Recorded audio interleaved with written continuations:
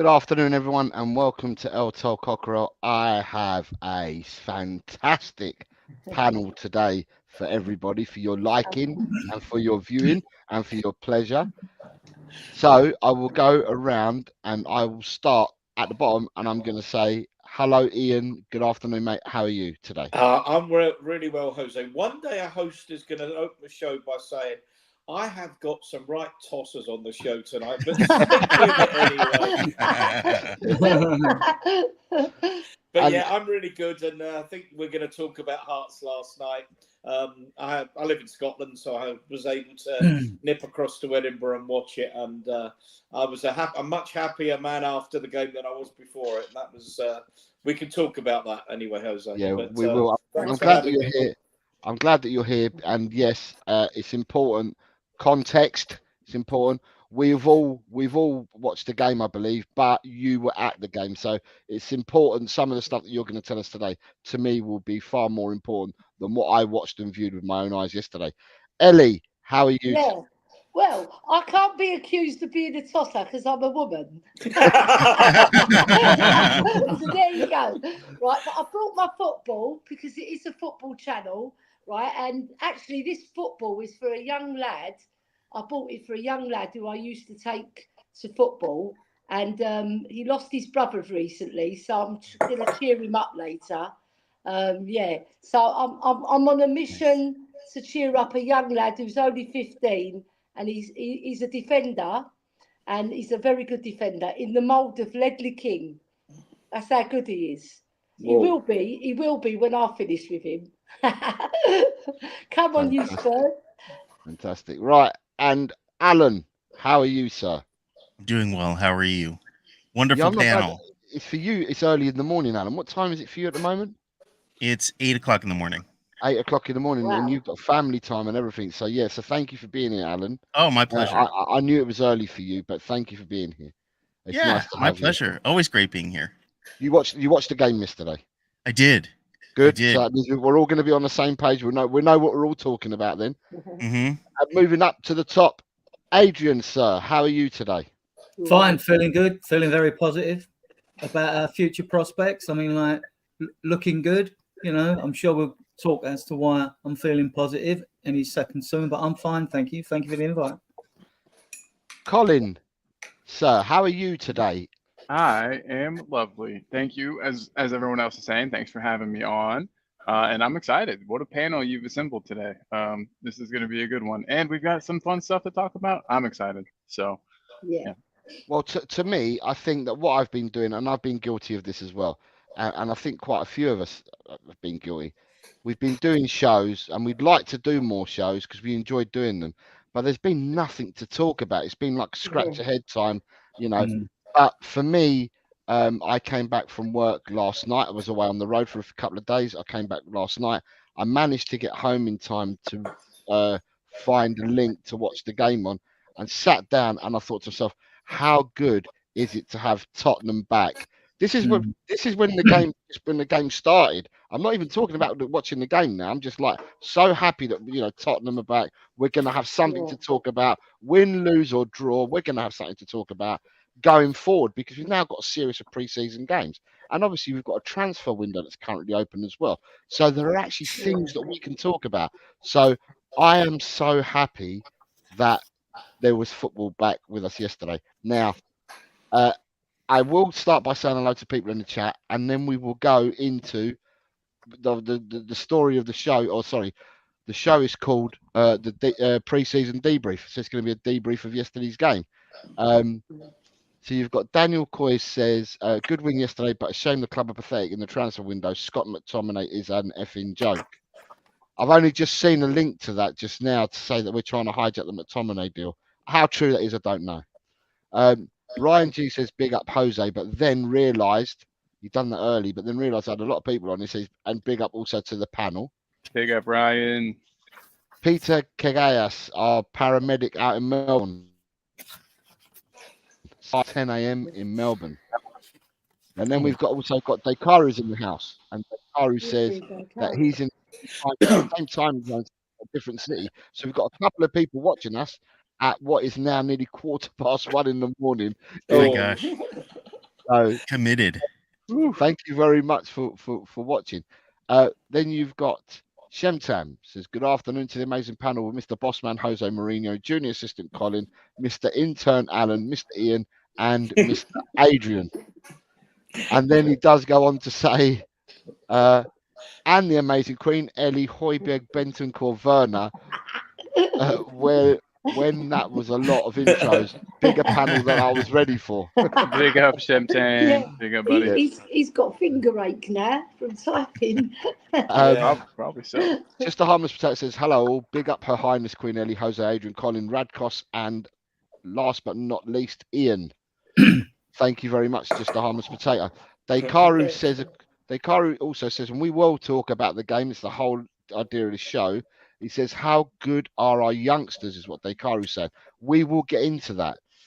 Audio Artisan says, afternoon peeps. Yo. And Peter Kagaya says, look good, they have got it. Dekaru says, I've been away from the channels. I'll let you chat about your Euros. Now we get to the proper chat. There we go. He's been waiting. Smithy, Senor Jose and his cronies. Too many names to put.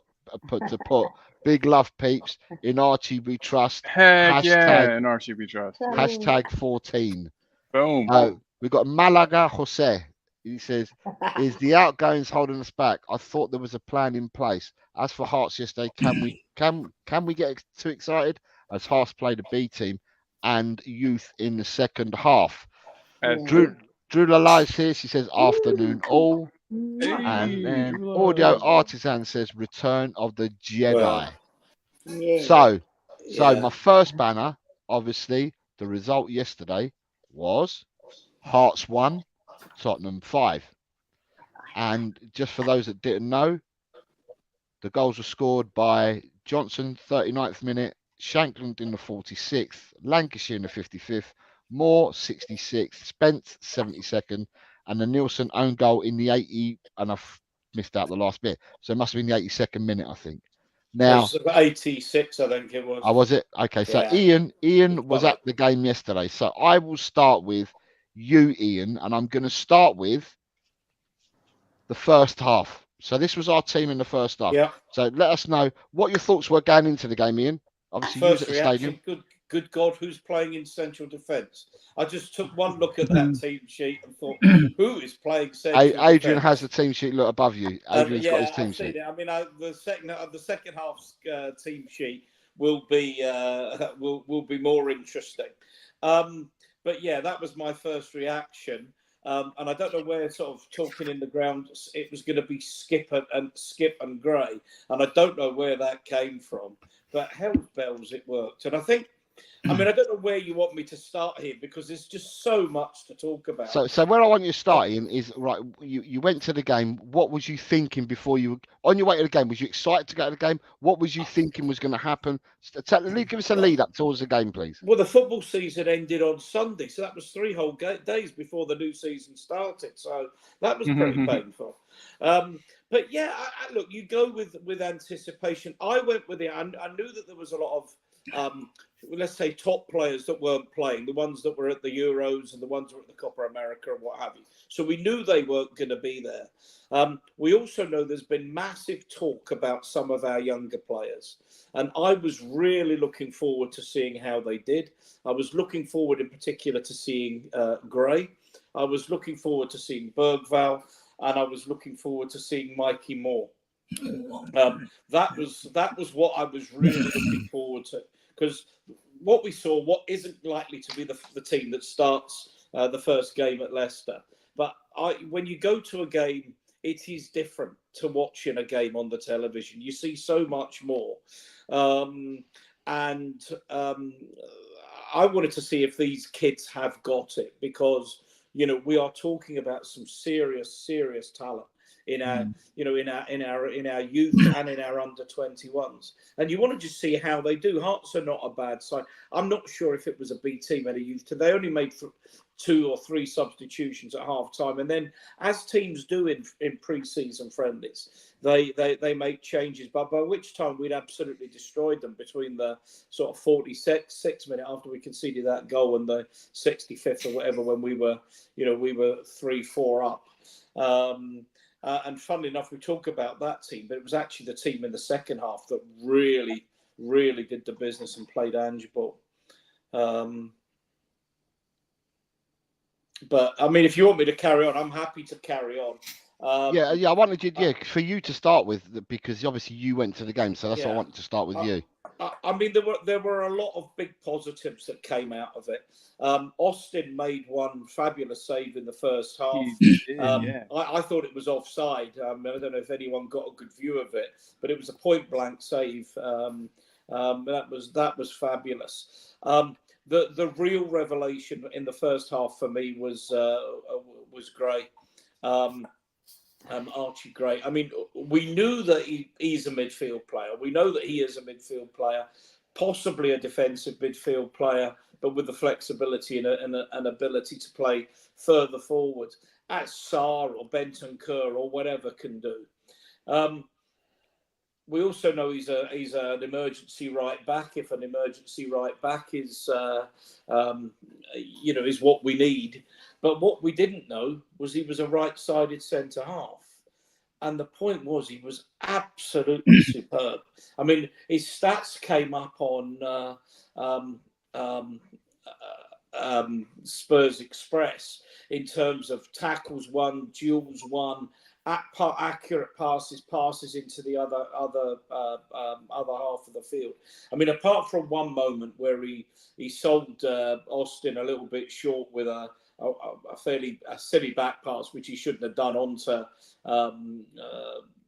Austin's left foot, and he's right-footed, and he had to just push it out for a corner. That was the one thing he did badly. Everything else was just fabulous. He won aerial duels, he won ground duels, he moved the ball forward, which made me think, I said last night, that I thought he would make an absolutely perfect number 6. He looked mature, he looked composed, he looked like he'd been playing the game forever, and he's 18. That was for me. I knew he was good because I'd seen bits of him in the Championship. But then when you see him on a first team, looking like he's been a Spurs supporter forever, a Spurs player forever, looking like he absolutely belongs at the top level and just wants to prove it. I was so impressed with his performance. So, because of the time constraints, because Alan, I'm going to put you next, Alan, because you got some time constraints, haven't you? So, what was your thoughts on before the game and the first half, because that's what we're talking about at the moment? Yeah, so the before the game, I just figured they're going to go out and play. It's preseason. I just want to see the youngsters come on and get a chance. I want to see, different formations, different lineups. That's pretty much it. I don't have a lot of expectation of preseason other than that. I don't, win or lose. It's just about seeing how each player does, shake off the rust from the off season, and just try their best. When it comes to the first half, Archie Gray stood out for me. But ever since Colin got me onto him, I've been watching him, and was very impressed with how he did, kind of playing out of position. Right, but he did very well. I thought he actually made Skip look better, because I didn't think Skip did as well as Archie Gray did in the first half. I was worried about James Madison getting injured. He kind of went down. I don't know how it was at the stadium, but he looked like he was in a lot of pain. And I hope that, because it's at his ankle, I'm hoping that isn't something that's going to carry on into the main, into the regular season. But yeah, for me, Archie Gray was the standout in the first half. I mean, really, all the action happened in the second half, but the first half was good. The first half was good. Good to see. We got to see Manor Solomon finally again. That was good. He looked rusty, but I mean, it's obvious he's going to be rusty after 10 months off. Who else? I was not thrilled that Sonny is playing. I know because they had Manor Solomon on the left. And that's why Sonny's in the center. I just don't like Sonny in the center. I don't think he is effective. We saw it with Will Lancashire. I think more effective, just bigger and plays differently. I don't think Sonny is, especially maybe at his age now. He's just not as easily transitions, to a different position as other younger players might. So yeah, first half. That's pretty much my summation. Ellie's back on camera. So Ellie, tell us your thoughts on the first half, Els. Yeah, it was a bit of a scrappy game in the first half. It was a bit. There were some good moves, but it wasn't like anything to write home about. And I wasn't very impressed with the general play and the passing. But I do agree with Ian that Archie Gray did stand out, and I thought Johnson had a decent half, and Austin in goal done quite well. But I liked Donnelly as well. Donnelly I like him because he's cool, calm, and collected. He doesn't panic when he's on the ball, and he's a very intelligent footballer, and he's quite graceful as well. He's quite a slim lad, and he moves across the pitch quite easily, and he's nice to watch. He reminds me of a little bit of Glenn Hoddle-ish sort of style, like that sort of cool, calm, and collected. He's still obviously not as good as Hoddle, but he needs to work on. I think he needs to work on linking up play a little bit more. But other than that, I thought it was a pretty poor half, really, and I think they had quite a few good chances to score as well. Obviously, Austin done a fabulous save, point blank save. Oh yeah, it was a really really good save. And they muffed a few, didn't they? They really did miss a couple of really good chances. So we could have gone in 1-0 or 2-0 down, really, or maybe 2-1 down, because if they'd taken their chances, yeah. But I wasn't really impressed with the first half overall.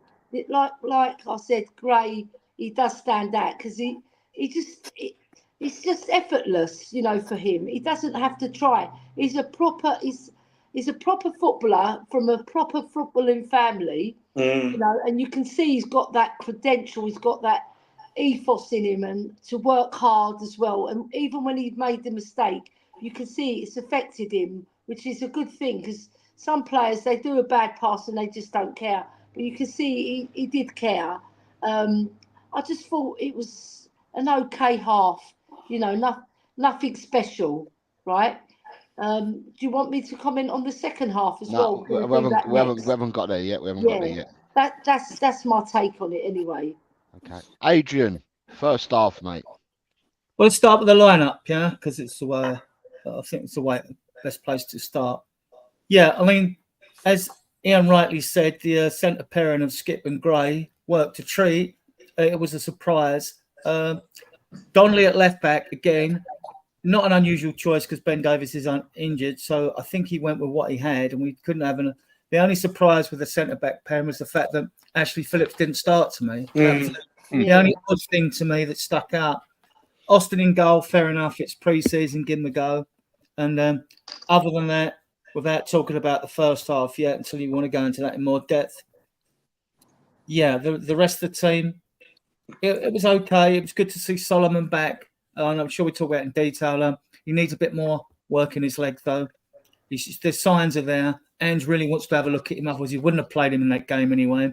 And I mean, what I see of him, the couple of glimpses last year when he came on his right, his cameos, he takes players on. He's not willing to give that a go. And at Burnley, he did impress me at Burnley in that 5-2 away when he got two assists for Son's hat-trick. So, yeah, that's good. So I'll stop there. Back to you, Jose.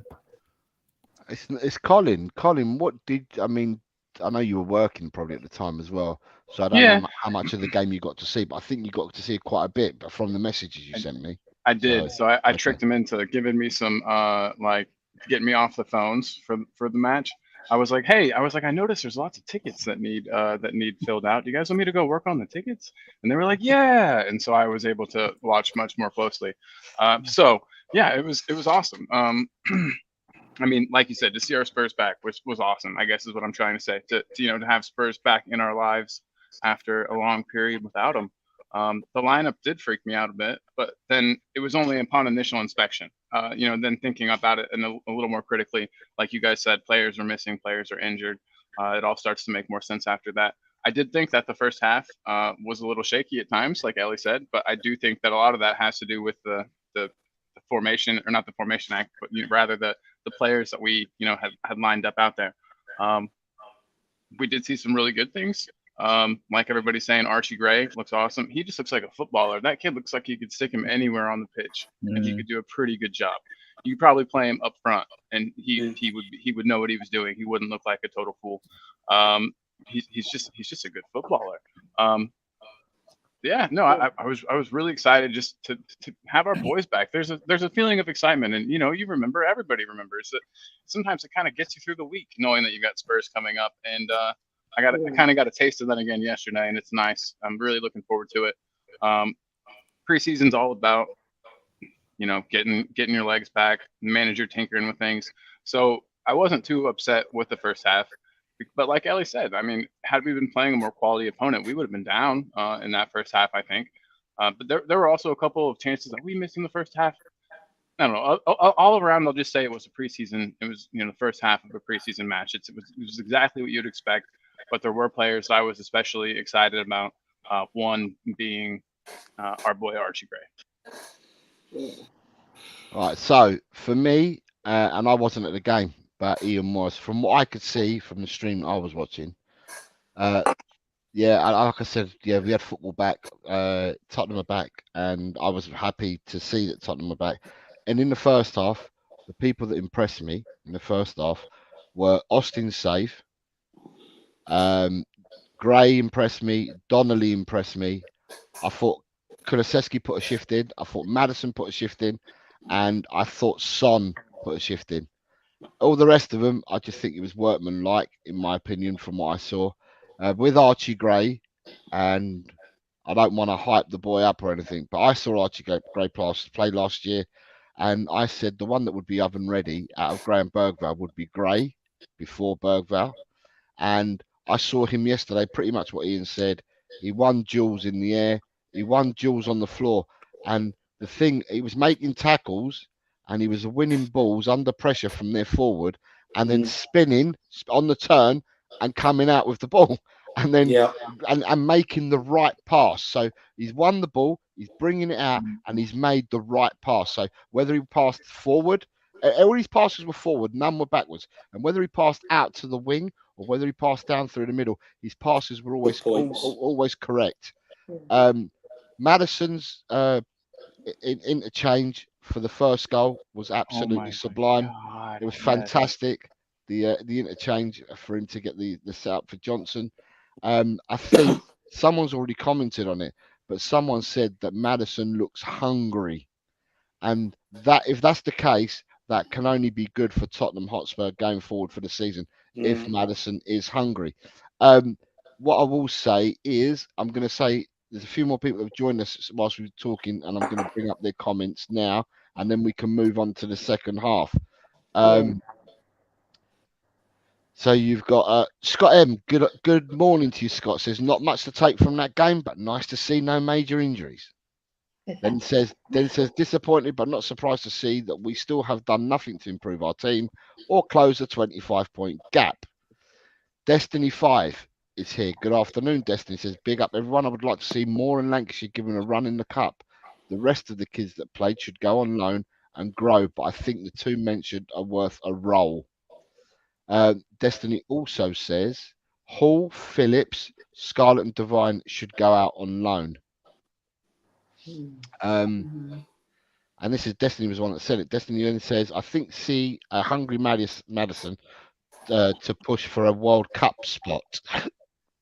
Audio is jumping the gun, says that Gray was his man of the match in the first half, and Spence was his man of the match in the second half. We haven't got to the second half yet, Audio. Ryan G. Queen Ellie, Scarlett is going to be Ellie's new name soon after seeing her on Tottenham away last night. Yes, I defended him. All right. He's Lisa O. 8 years old anyway, so I like the player. Lisa O is saying, good morning or afternoon, amigos. Lisa, I hope everything is well with you. Thank you for being here. Cockney Johnny Vasco. Afternoon, geezers, and our lovely Ellie, Colin, my bro. Just the harmless potato says, sounds like Cole is working at a service desk.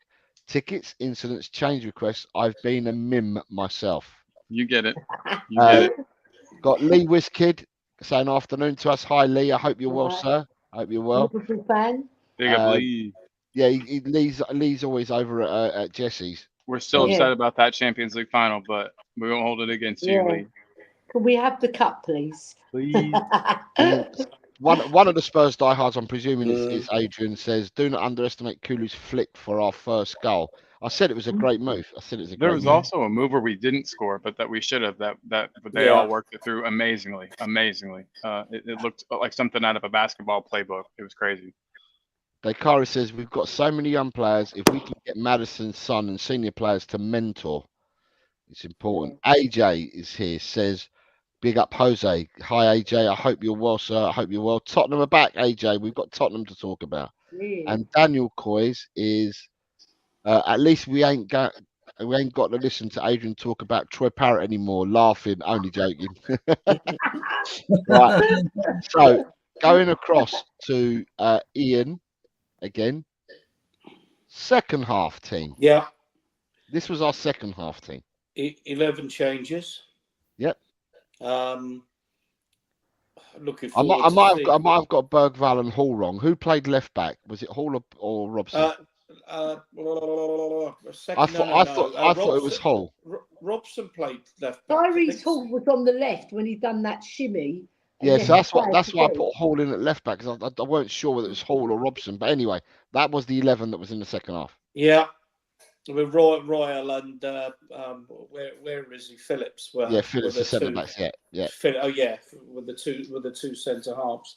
Well, that's what clubs tend to do at the beginning of a pre-season. They will play a lot of players. I mean, Tottenham had 2 team coaches outside the ground, and I think we played, because it was substitutions within substitutions. I think we may have played 25 or 26 players in total in that game. So it gives you an idea. So this was about giving people a run, seeing how people played. I think a couple of things that came to mind. I wondered if the pitch, and I commented on this on the Tottenham Diehards group, that I thought the pitch looked a bit sticky. They watered it very heavily before the game, and the players seemed to be struggling to get the pace of the passes right. It was a nice night in Edinburgh. The pitch should have been cut and what have you. The ball should have been fizzing with the water on it. It wasn't fizzing. But second half, we fizzed the ball about something beautifully. I mean, I think Phillips looked good at the back, strong. I mean, he's built when you see him. I think that might have been the first time I've seen him in the flesh, other than seeing him on television, particularly in the Championship. But he's built like the proverbial brick toilet. I mean, he is a huge boy. So I was impressed with him.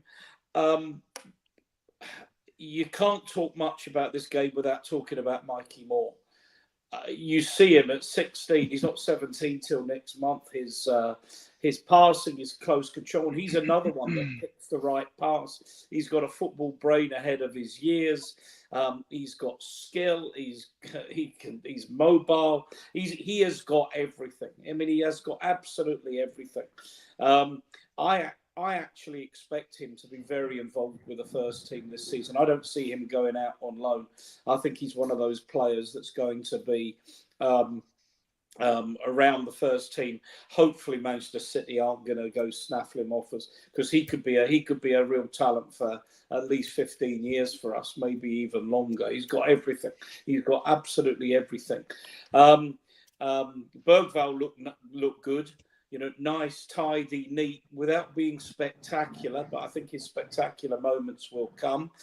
Werner looked good again. I mean, I know a lot of people don't like him, and I can understand why. But I understand as well why Ange likes him, because the kind of runs he makes and the kind of delivery he makes are exactly what Ange ball is about. If he could add the finishing to his game, it's very similar to Brennan Johnson on the other side, then he's going to be can still be a really big player, albeit on that left side, is he second or third choice behind Son and Solomon? I thought Solomon put in a good shift, but he's right-footed and comes inside a bit like Kulusevski, and I don't particularly like that in the Ange system.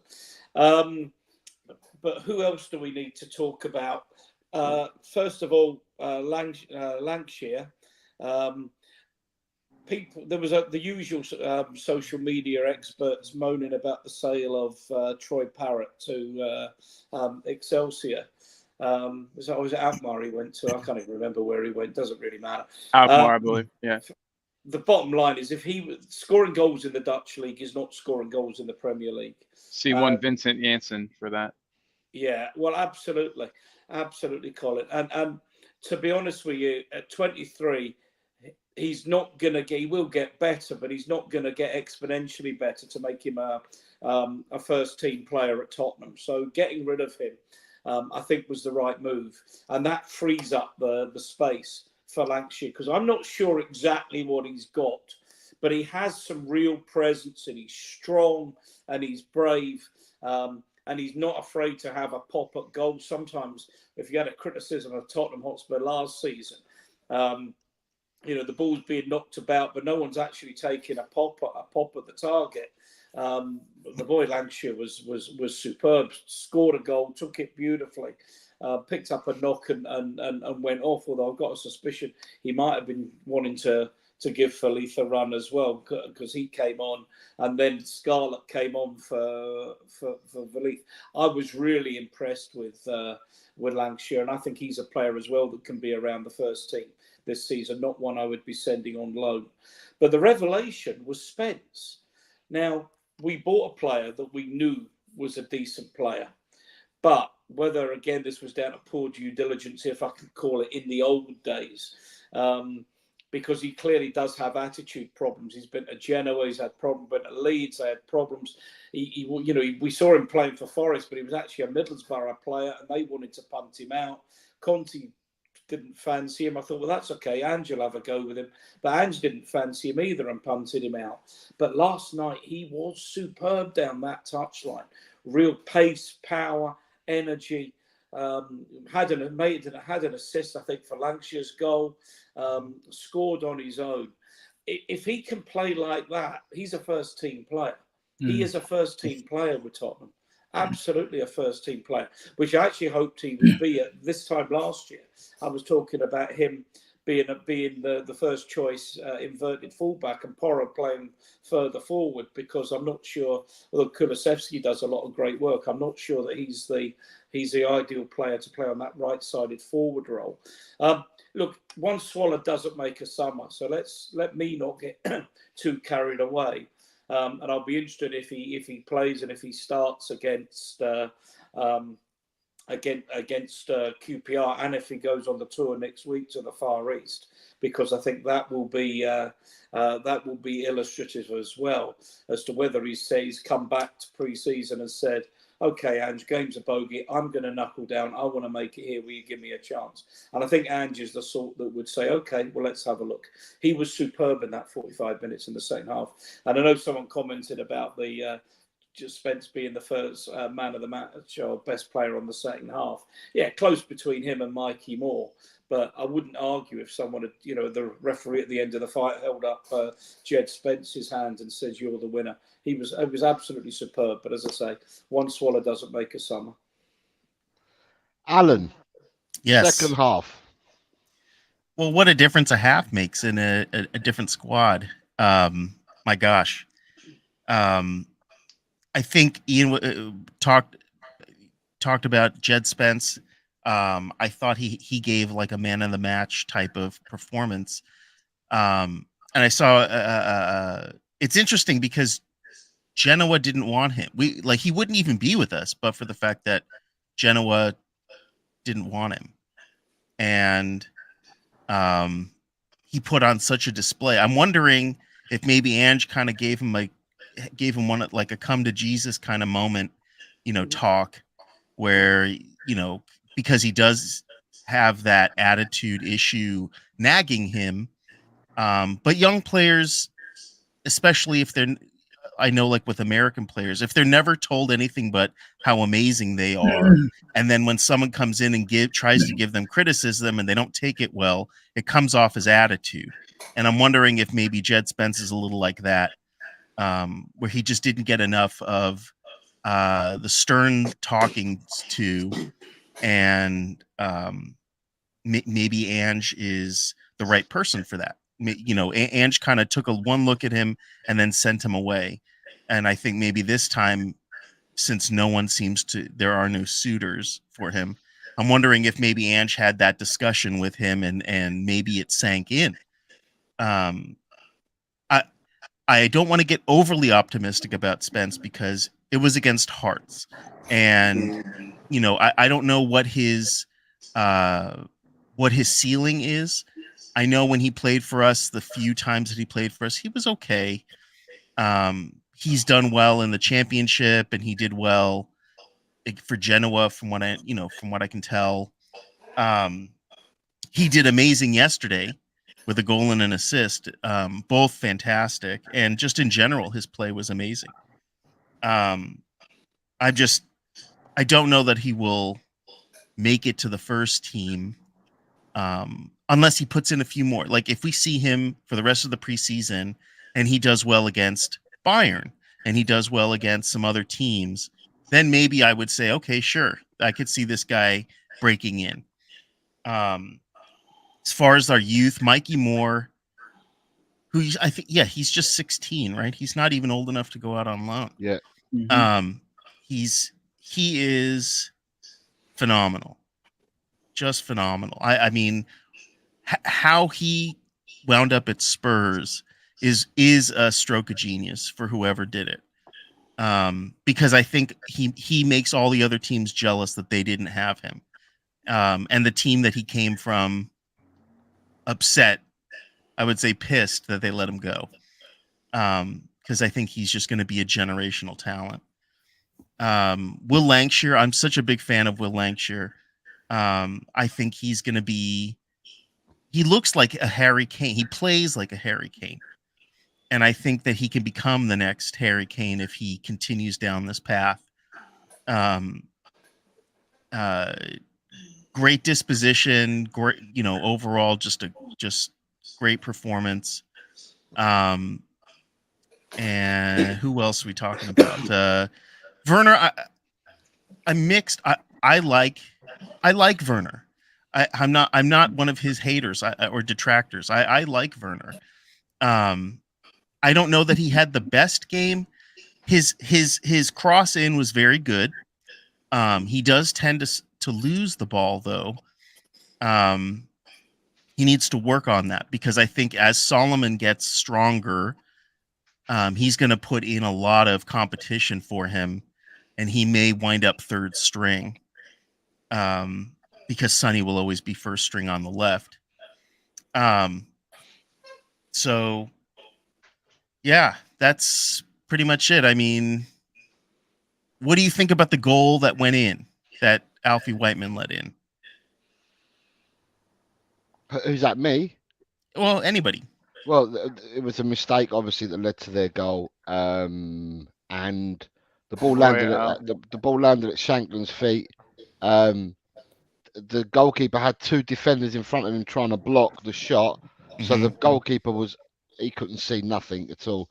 The keeper's gone one way where he thinks the ball's going to go, and the ball was rolled into the other side, well, scuffed into the other side of the net. But the goalkeeper couldn't see because there was two defenders trying to put a tackle in at the time that Shankland let his shot go. Shankland's a very good player, Alan. That was Emerson's lack of composure, though. Even though it deflected off the player, lack of composure. If Archie Gray had been there, different outcome wouldn't happen. This is why he's not good enough. He's a good defender in the right system, but he's not got the composure or the he hasn't got the technique. He hasn't got good enough technique, because he's when he gets in the final third, anything can happen. It's just it's his fault. It's his fault. Got another person coming on now who's only got 20 minutes, so we're going to let him have the floor go on. For now before we carry on. And it's Mr. Yay! Come on, big up Alfie, Brian. Big up Alfie. Played well. First of all, I've got 20 minutes, half an hour. I don't need to steal the show, guys. You're having a great show. I was kindly asked by a certain person in the top left corner, and always a joy to come on and speak with good people. So thank you for having me.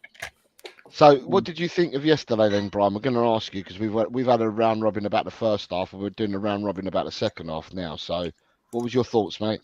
Listen, there's a lot being said about the youth team, or the younger prospects that came in.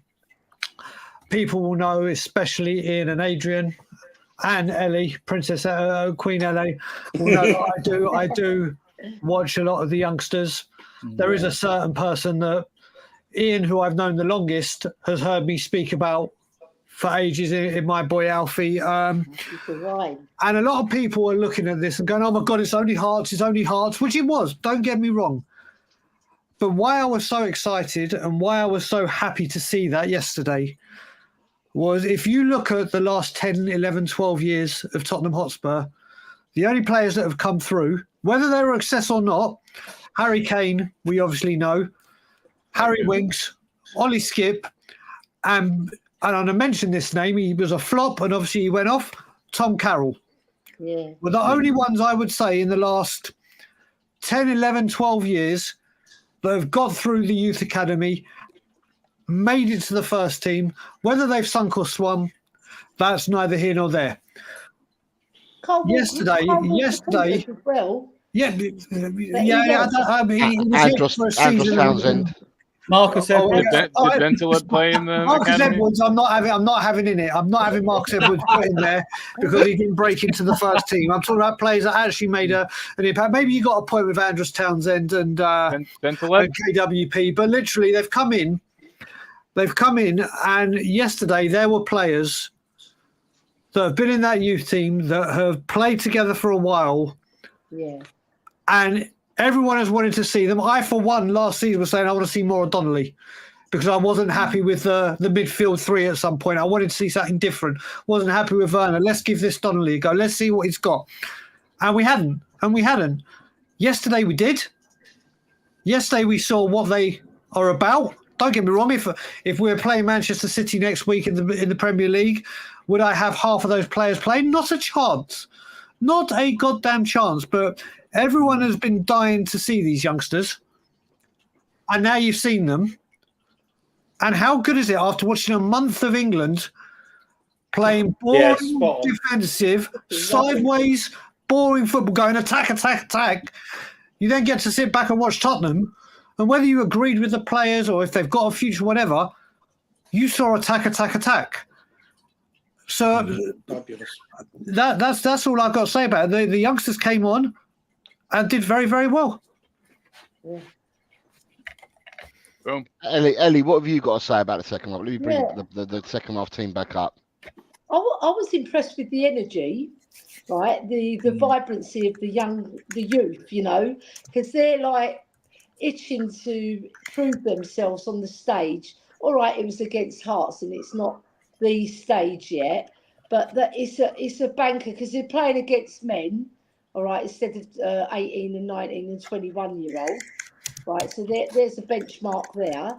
And I was impressed with Mikey Moore, especially everybody knows that he's the talent. He's the one who even German teams, Bayern Munich and Dortmund are after. They're after him already at 16. That's how good he is.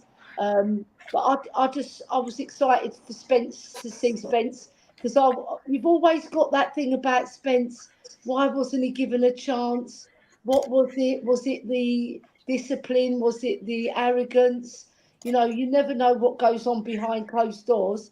But I just wanted to see him, because when I've seen him play for Forest, I was very impressed. Right, so I was really happy for him that he put in a really great performance. And there was other players like Lancashire and Tyrese Hall. He did the best drop of the shoulder, left his player for dead. Like Adrian says, he reminds me of Dembele. You know, he's got Dembele-ish traits. The way he carries the ball, he's strong, powerful. Yeah, so that was another one. I didn't know much about Robson. Didn't know much about him. So I was looking at him, and I was like, he was okay. You know, nothing special. But I thought all round the movement and the passing was crisp, you know, and I thought they expanded the play a lot more, and it was a lot more exciting to watch. So if they do get a chance in the FA Cup or the League Cup, the youngsters, I'm sure they're going to grab it with both feet, because they have got talent, these boys. And they're winners as well, because they've proved they're winners in their own league. So good luck to them in the future. I hope some of them are breakthrough, even in the first team. Yeah, I was very impressed, actually. Yeah. Adrian, second half, mate. Right, I just want to say my I'll come to second half just a second. The 4 players that impressed me in the first half were Gray. I thought Porro did well, obviously, and Kulu. I thought Kulu did well in the first half, and the more of a sort of 8 role. It's like they said it might be 2 10s when it starts, but the second half, yeah. Well, I was having a look at Bergvall, because I've got no qualms about Archie Gray making it at all. And I'd go and check his stats, and I was watching his play, and Divine, because I'm a big fan of Divine. Brian knows that as well. And Divine was good. He's always available on the ball, got great vision, good passing and everything like that. Can play as a 10 and 8 and all that. I mean, he's another one. We've got some versatile players in this squad. So I was looking at Bergvall, right? He had 55 touches in the game, more touches than any other player. He had more touches in the final third than any other player on the field. He makes himself available, right? He put the slide through, ball through for Mikey Moore to score his wonder goal, the way he took all them Hearts players out. And he also found himself on the right when he put the crossover when Dane Scarlett's header, the goalkeeper saved it, and Ashley Phillips, we think, got the final touch for the last goal. I was impressed, because I expect Gray to settle in quickly, because he's come from the Championship, easier. But I was impressed with Bergvall. I was really impressed with him. He's making himself available, his vision. And he was a bit slow to get into the game, right, starting off. And he did make a couple of sloppy passes. But once he found his feet, he didn't do anything wrong as far as I'm concerned. Nice headache. These games are a nice headache for Ange to have. And what I say about people, I mean, I regard the Scottish Premier, as I said, as Championship football, basically.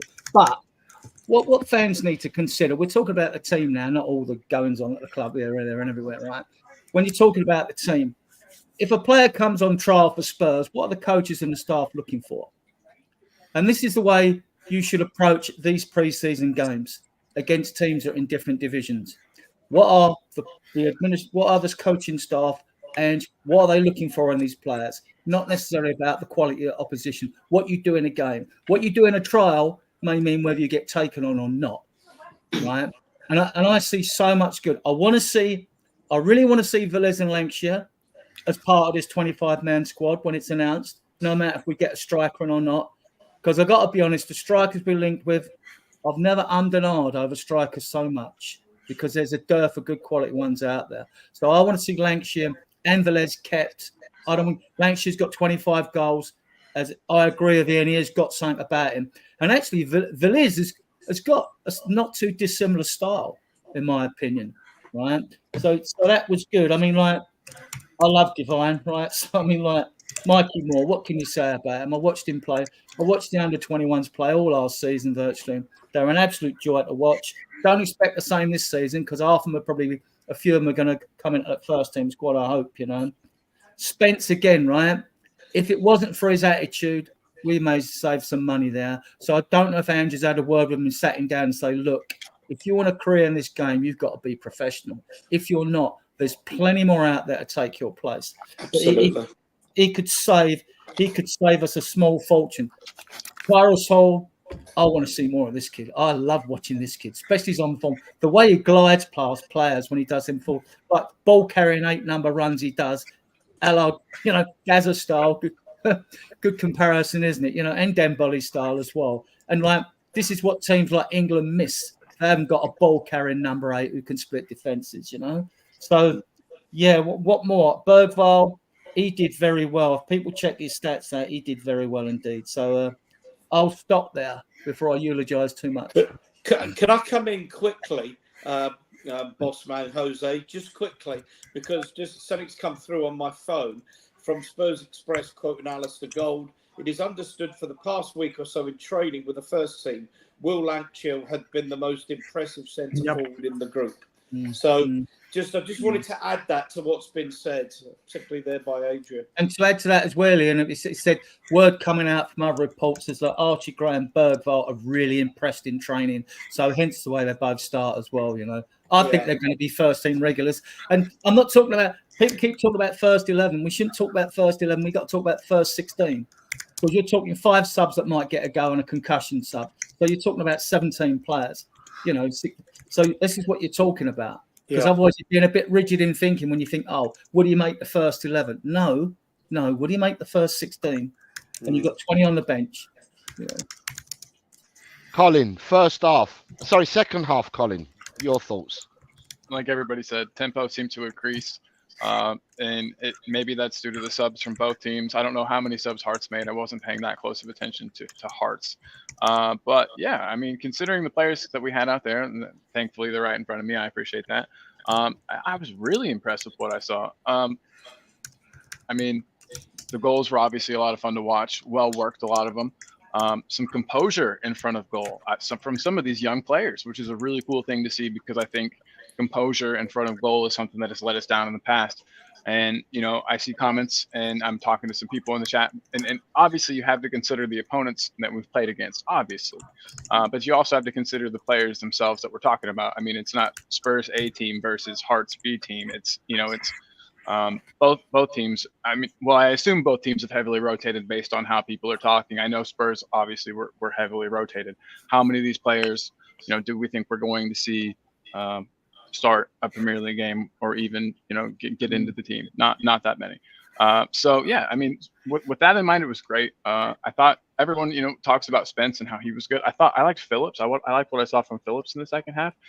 Kind of one of those like quiet performances. Sometimes, you know, if you don't make a lot of mistakes, you kind of go under the radar, but that's a good thing. You know, you don't stand out, but that's not in a negative way either. So I liked that. I thought that he seemed like he fit in. I think he could, you know, be an option next season. I wouldn't want obviously him. Yeah, you know, I think people want us to get another center back in. I get that. We have 3 really high class center backs, and then we've got a couple more that I think could make that step up. So and Phillips being one. So you know, second half was great. Spence great. Werner throughout the entire match, like everybody else is saying too. Werner is a good player, and he showed that in the match. I don't know. Second half was good. It was a preseason match. You know, players ran around. We got to see weird combinations of things. I thought it accomplished exactly what we set out to accomplish. Plus, we got the win. In preseason, you know, as long as we don't play terribly and as long as we're rotating and getting to see new players that we don't get to see every week, giving chances to younger guys, I wouldn't even be upset if we lost. But the fact that we didn't is a nice bonus on top of it. But bring on the next preseason match. I think the players will only get better and more fit. I did like what I saw from Bergvall, like everybody else is saying, though. I want to touch one more little thing on that. I have always commented that the only game I had seen him play was his final match for I'm not even going to try to say their In name. Gardens, yeah. Thank you. Yeah.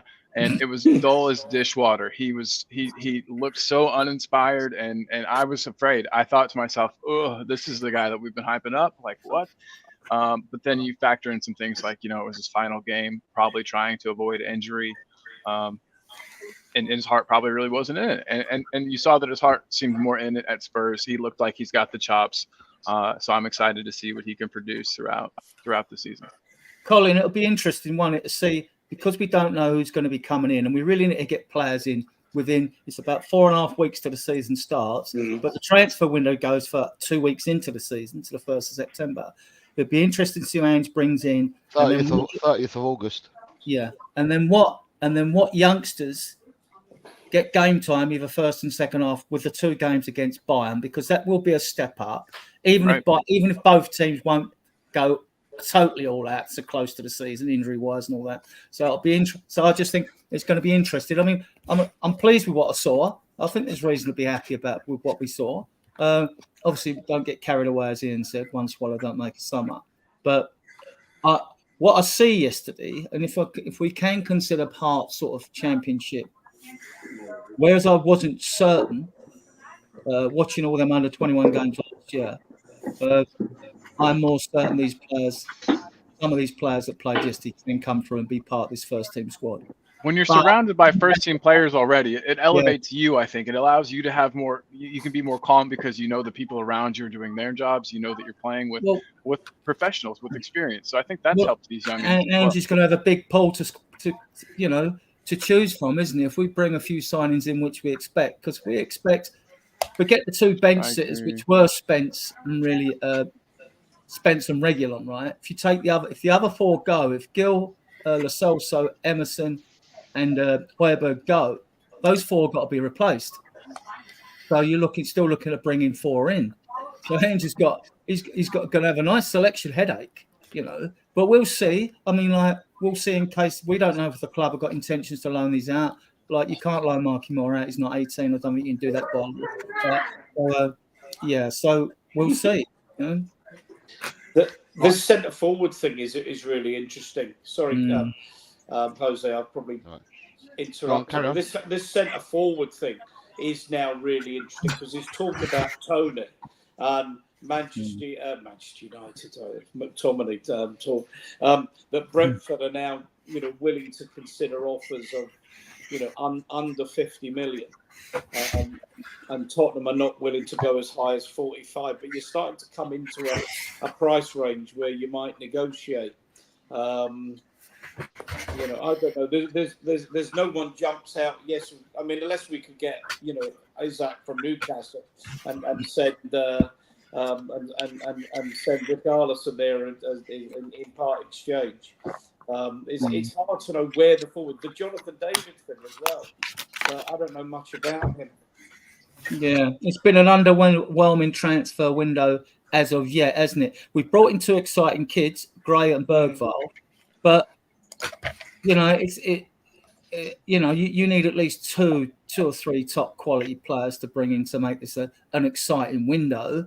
I really don't know what Ange wants. When there was talk about Conor Gallagher again getting mentioned and things like that, I mean, just tearing what little hair I've got left out, because is that the style of player he wants, or can we discuss others, like a Gibbs White, a Fratesi, Ederson, and a Fofana, the French defensive midfield player, or an Arnold or Everton, players like that we're all saying, most of the fan base saying, look, get a sort of defensive midfielder in number 6 and all that. But I'm not in Ange's head. I don't know what he really wants. I don't know what he wants. And does he really want an out-and-out number 9 striker? I mean, he's got 2 as the kids to use, but Celtic, it was more of a diminutive striker, wasn't it? A fast player through the middle. I mean, you could play, if you're going to do that, you can play Son or Johnson there. I mean, I keep playing Football Manager, I'm sure, like we all do, and running all these permutations through my head, but it's not really getting me anywhere. I mean, it's like the Archie Gray signing. I mean, I believe that he wasn't top of our list, but we were pushed because of what happened with Brentford moving in, so we moved quickly on that one afterwards, And I don't really know who we bring in will determine where. I mean, I see Archie Gray as a midfielder, right? first and foremost. But who we bring in will determine where Archie Gray plays. And now we got defence. Spencer's now thrown another scenario at the mix. Because if Spence does stay and they keep him and can turn his head, right, then Archie Gray's definitely playing in midfield. And then we've got 7. You know, you got Basuma, Madison, Bentancur, Sarr, Skip, Bergvall, you know, and Gray. That's 7. And Enzi when he signs. Yeah. Sorry, can I just jump? I'll stop there. Let me just finish off with what I wanted to finish off with. So, also we saw yesterday, we saw 27-man squad go, 25 players got on the pitch. So you had Gunter replaced Whiteman in the 84th minute. Veliz replaced Lancashire in the 67th. So 22 minutes for Lancashire, 15 minutes for Liz, and Scarlett got 8 minutes. The 2 unused substitutes yesterday that travelled with the party were Iago Santiago and Niall John. Possession stats yesterday: Hearts 27%, Spurs 73. Total shots: Hearts had 10, Tottenham had 12. 3 on target for Hearts, 6 on target for Tottenham. 5 off target for Hearts, 6 off target for Tottenham. And the passes: Hearts completed 249 passes to Tottenham's 671. So they're the stats for yesterday, right? I'm going to put this one up, right? I had it up earlier, but Brian, I think you did a show earlier, did you not? With I think you did a show with We Are Tottenham TV. Yeah. Where you did the latest. So what are the latest rumours that you covered? Because I think one of them was McTominay, wasn't it? Yeah, I mean, I'm actually doing a show on my channel at 5:45 with Ben from We Are Tottenham TV. So I've had me on We Are Tottenham TV with Simeon, and we've completed the transfer, and I've got Simeon with me tonight. Fantastic. There was stuff that the rumours are just that there's obviously the McTominay one, which people are talking about, which is utter garbage. This is one of the greatest things that I've done this summer. And I've really, thank God, last summer, I went very, very hard in on the board. I was tweeting anything you could see that was about us pulling out of a deal or we're linked with this one. I was going on the attack, falling for the clickbait nonsense. And it weren't good for my health. It weren't good for the amount of time. I'd literally spent my life looking at Twitter. And I was like, do you know what? This season, I'm going to take a step back. I'm not going to believe everything that's said and just sit back and look at it from a different perspective. And my God, it makes such a difference. My God, I feel refreshed. And listen, there's someone on this panel, and his name is Ian Meth, who will know I met him via this topic, and he knows how mad I will go at a certain owner. But Ian and I have the utmost respect for each other, whether we agree or disagree. And when it's come to it this summer, I'm like, I'm taking a step back and not falling for this clickbait nonsense.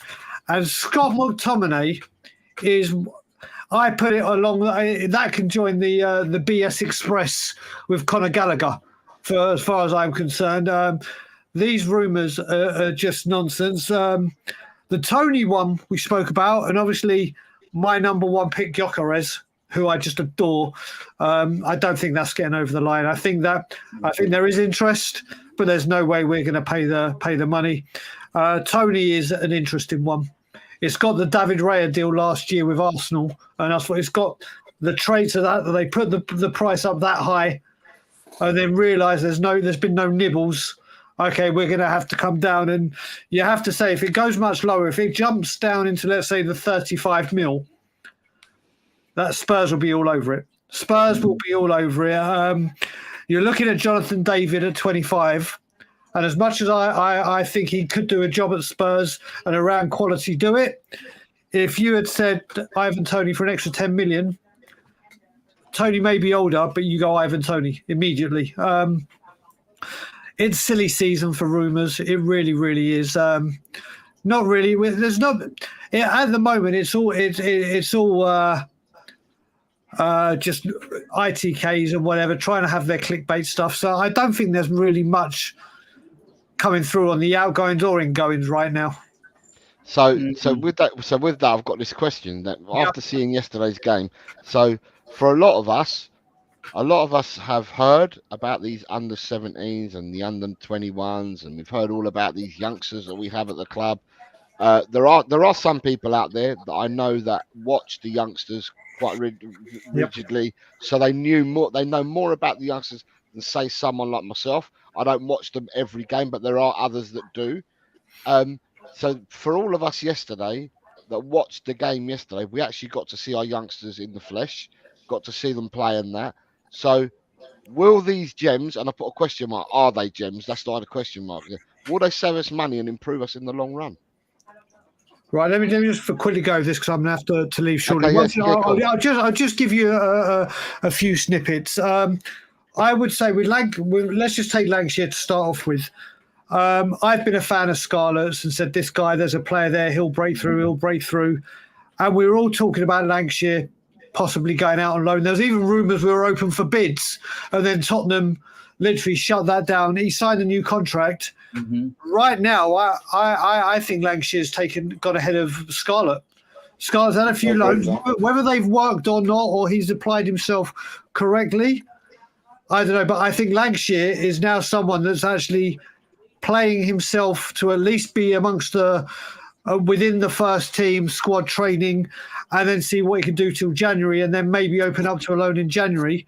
When you look at this in the long run, I think Spence may have saved us some money. I think because Romero, always do that. Royale will go out. And I think rather than saying, right, do we put Archie Gray there? Do we put Dragoshin out wide? If Spence can get his attitude in check, and I know firsthand there was a major fallout with Ange and him with the Genoa deal. It was either go to Genoa or you're not even coming into training. Like, it got really, really bad. So he went to Genoa. And there's always been a doubt with his attitude. We've heard Neil Warnock say it. If he can get his head in the right game, if he can say, right, you know what, I've matured a bit, I'm going to put we've saved some money there without having to go and buy another right back. Alfie Devine will go out on loan again, I'm sure of it. But I think this time, I'll tell you what I've known about Alfie Devine. I've heard this firsthand as well. When spoken about Alfie Devine, the evaluation by Tottenham was he excelled at Port Vale, but he didn't progress how they wanted him to at Plymouth. But they said also Plymouth didn't really manage him right. They got rid of the manager that he'd worked with England after his loan. He'd come in, have a good game, then he'd be dropped for 3 or 4, or come and have a bad game and not play. So they're kind of in the middle of, did we expect Alfie to progress more in the Championship and get more game time? Yes, disappointed at that, but they're also disappointed how Plymouth managed him. So I think a loan to a Watford, a Leeds, a Luton, or a team like that in the Premier League and getting assurances that he'll get game time will be the best thing for him.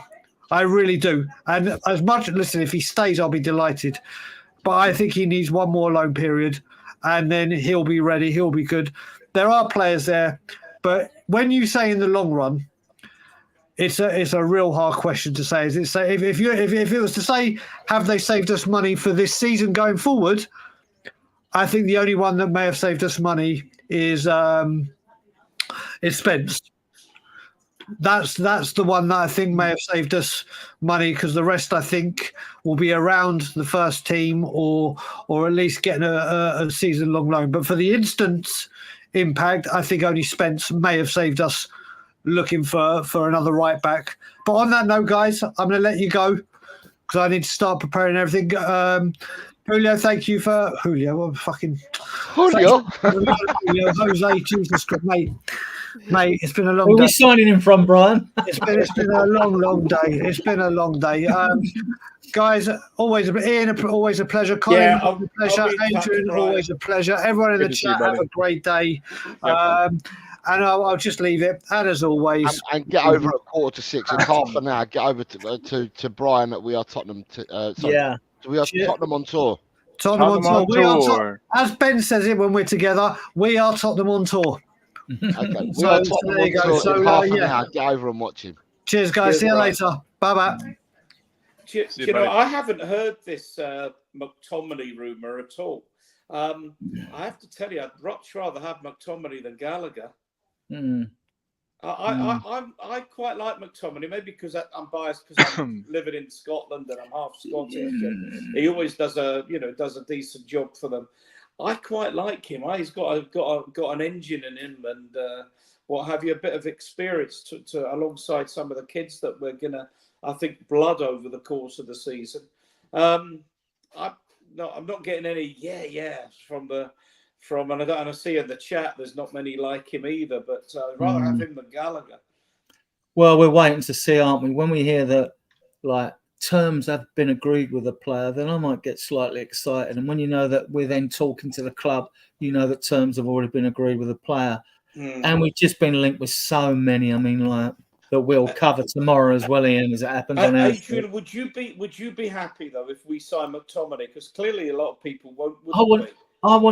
The thing is, I've been banging on about, if we've got 6 forwards for 3 positions, 2 in each, I want goal scorers. I don't care how fancy they are. I want people to know how to find the back of the net. We're never going to win a league. That should be our main objective, right? Win the league first, right? In midfield, similarly, who scores in midfield for us? McTominay misses a few. I mean, he missed against us in the league and things like that when he could have won a game. If you're going to go for a non-goal scorer midfielder, would we, now that we've got Bergvall and Gray, do we even need a Morgan Gibbs-White? Do we even need? I mean, we're linked with Jacob Ramsey, because we got 3 of Aston Villa staff. You've got Frederick Leff, who's in charge of strategy, Johan Lang, who's football director, and you've got Milo Jedinek, who's the analyst and one assistant coach, right? So any links with Villa players with me. And then you look at the money aspect of things as well. You know, if we are genuinely interested with Eze, would we really go? And if Palace insisted on a hefty down payment or all the money up front, would Spurs then put 60 million down if Ange really wants? And we don't really know what's Ange's mind, which is good in one. That's good in one way. Or would you keep that 60 mil or put down on 2 players or possibly 3? You know, as a down payment. Yeah, so different. As Brian rightly said, there's so much BS reported. I mean, you have to report when it comes up, otherwise you'd be doing nothing, right? But this is why I'm glad. I'll be glad when the transfer window's when the season starts, more than when the transfer window, because we'll be set to go. I don't think we'll be looking for players once the season starts. So basically, we've got 4.5 weeks to do our business. We really need to be doing it in the next 2 weeks, because any new players, you want to get at least 2 weeks out of them away. You would hope. You would hope. You would hope. Wouldn't you? So hey, real quick, I wanted to talk. Now that Gray and Bergvall shown such promise, I think, and we've got the scenario, the Spence scenario as well.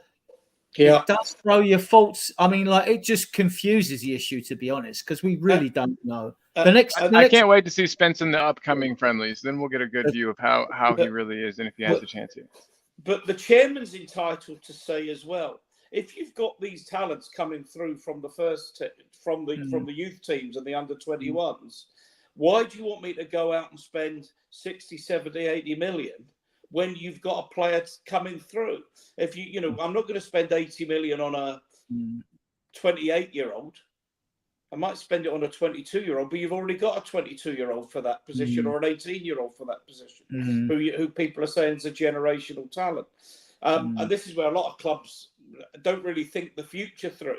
And it's all very well, there'll be pressure on Levy to deliver a trophy and on Ange to deliver a trophy. So you can't just sit back and say, well, these players are going to be winning the league in 3 or 4 years. People won't stomach that. So there's genuine decisions that need to be made. I mean, there was talk we were in on the part of the Ramsey thing was complicated by we're doing a double deal, and I thought we were taking 2 players off Aston Villa. Now, I don't see any reason why they would need to or want to sell Ollie Watkins, but I would be doing cartwheels in my garden if we got Ollie Watkins. Please get that on video. Get that on video if you do it, okay? I'm 64 years of age. I'll just fall flat on my ass, Colin. But I think you got one cartwheel. I think you got one cartwheel in you. I think you can do one. I have faith in one cartwheel. One good. I mean, the striker issue is my biggest concern. The one thing I've got to do, I've neglected to do the chat. Let me catch up with the chat Go and on. you can carry on, right? Yeah. So AJ said, why are there always people looking for any and every chance to shit on any positives? We had a lot of backup players and youth players playing, and on the whole, they performed very well. Who else we got here? Dekaru said that he was super impressed with Lancashire. Big up Dekaru. He was super impressed with Lancashire. Who else we got? Daniel Coyce says, Ashley Phillips had 2 spells at the Championship clubs. Now I honestly try and get him a loan move, like an Ipswich, potentially get him some Premier League experience. As much as I rate Archie, let's be real, 2 18-year-olds and a crap Timo Werner on loan are our only signings over 18-year-olds. It's pathetic. We're 4 weeks away from the season. Phil Coyce came in. God, I don't know what time Phil came in at. Phil came in at Big up, Phil. 18 minutes ago, and he says, Phil. big up to everyone on the panel. Come on, you Spurs. Big up, Phil. Hope you're well, sir. Dekaru says, this may not be a popular opinion, but I think Ange is going to continue building this season. I don't think the payoff will hit us until next season. No. There may be some upset folk between now and then. You've got a few people talking to each other in here. You can have excuses for the first season, but improvements are needed next season as well, not 18 months away. Scott M. McT fits perfectly with our crap our club manager likes to bring in. You've got Jacob was here. He put 12 minutes ago. It says, big up, y'all. Mikey Moore is the best right winger on the team. And then he also says that Lancashire is my favourite striker that we now have. And he also says, Son, Lancashire and Moore is the front 3 of my choice so far. That's what we got. You've got Chris Lonnie. Good evening. Sorry, is it evening for Chris? No, it must be good morning for Chris. Good morning to you, Chris. I hope you are well. He's saying hello to the whole panel. Mr. G says it's quiet every club. Not many transfers are happening. True. That's a really important point. It's not as if everybody else is signing players and we're sitting on our asses. There has been very little. People have to take that into account. Apart from Chelsea, who seem to be spending, I don't know where their money's coming from, an inordinate amount of money on, I'm not sure, great players. Arsenal aren't making big signings. Man City, Man United, Liverpool, lots of talk, but no one's actually got people over the line. So, yeah, that's a really good point, Jose. Yeah, and then we've got Chris Lonnie then says, I'm optimistic for Spurs, but then again, I have football intelligence. Well, let's just say intelligence. My brain doesn't let me say what I feel, what will happen in the future, or constantly whinge. Dekaru, he says that, Dekaru says, my goal for the coming season is to see consistency. If we can break the whole good game then bad game thing, the best teams push every game. I want us to see us push in every game. Let me see who else we got here. You have Dermot from THFC Till I Die says, big up everyone. Please like and subscribe. Dermot, nice to see you back. Hope your health is better, sir. And nice to see you back, mate. Good. And I hope everything goes well with your health, sir. Same. Chris Lonnie, unless I've missed it, nobody of any quality has been signed in the Premier League. We're not missing out. Big up, Lonnie. Mr. G says, if we sign Eze tomorrow, he probably would be training with the team for another 2 weeks because players need a 3-week break. On the subject of Eze, I don't think any other club's in for him because I don't think any other club's got the money, or if they have got the money, they're looking for players in different positions. Otherwise, you'd have heard a lot more about this. I mean, I just don't think it. I think Spurs will have a free run at Eze, and I'd love him, but we'll see. You know, if Palace dig their heels in, I can see us just And drifting if they do, let's make a move away quick. Let's not drag this out for a long time to the point where we can't get an adequate replacement if he doesn't work out. That's my fear, and we've done it in the past. So I think we should just, make this decision in the next week or so. If we're going to get him, great. If we can't, let's move on to another target. But that's just me. And then you've got Dermot says, so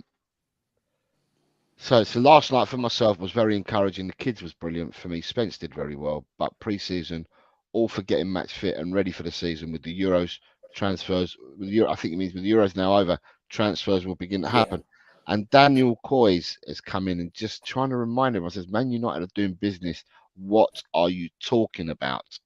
Who have Man United signed? They're not. An 18-year-old French defender. They haven't signed him. They haven't signed him. No, there's talk. They haven't signed anybody. They've got. He hasn't worn the shirt and he hasn't signed the contract. He's not in the building at the moment. But they're very close on a few deals, supposedly. And then Smithy says, "Well, they're clearly not pointless, or we wouldn't be playing them. Are you?" Oh, okay. So there's it's probably pointless friendlies he's talking about. Yeah. I actually think. Zerky signed. Zerky did sign, I think. Xerxes has signed, but Yoro hasn't as yet. I think Zerky did sign. So Yoro hasn't yet. And they're in for Ugarte as well, apparently. They're still in for Brathwaite. They're still in for a load of players. Well, luckily their team needed more players than our team did. Honestly, they're in worse shape than us, so they can grab a few, and I think it'd still be, not far ahead of us. Sorry, Colin. Sorry. Yeah, no, I was finished. You're good. No, there's lots of talk, but I'm talking about, Romano, here we go signings. That, when he says, and the players holding the shirt, that's a signing. Not, they might be close on 4 or 5, but we might be close on 4 or 5 and kept it under wraps. We don't know. Scott M, by the way, I'm sure is a parody account. I'm absolutely certain it's a parody. He's not. Account. Scott. I know. We know Scott. Scott used to come on Talk and Ball quite a few bit years ago with Colin. Yeah, Scott's a real person. I know he's a real person, but I still think it's a parody account. Dermot says Spurs will bring in 4 players: a defender, a midfielder, a winger, and a striker. I've been told that Eze wants Spurs. Yeah. Who wouldn't, right? It's the best club in the world.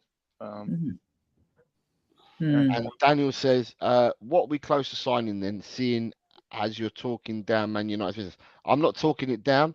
Never did. All I said is that at the moment, the only player that they've signed is Xerxes, who's been shown with the shirt and stuff like that. Xerxes is the only one who's signed.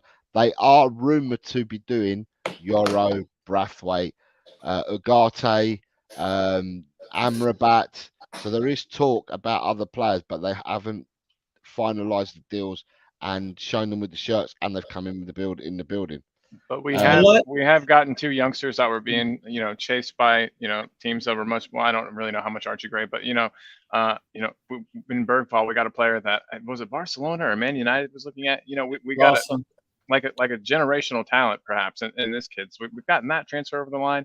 We're looking. I think Eze, you could say Eze is basically done, or at least we were led to believe that at one point in time. Personal terms were agreed, when we were working everything out with the club.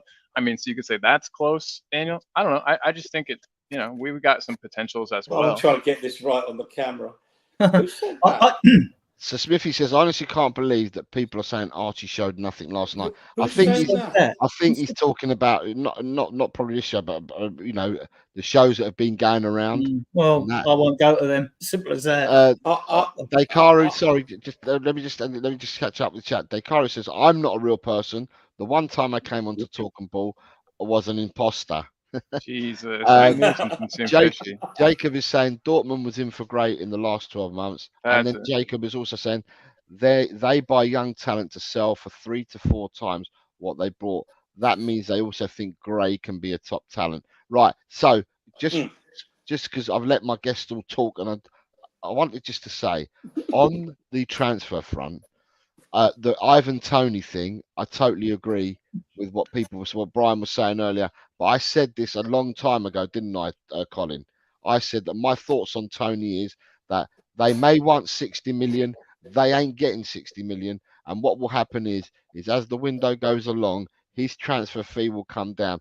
And Tottenham, if they want to go for him, I think Tottenham will meet him at around 40 million, is what I said. I said this about a month ago, and that's what I think will happen. So it looks that that's the way that things are going if we're going for Tony. You don't know who to believe, gentlemen. That is what I'm going to say, because some of the recent reports say that we're now down to 2 players, and that would be Ivan Toney and Jimenez. But then you hear now other reports now saying that we are interested in Jonathan David still.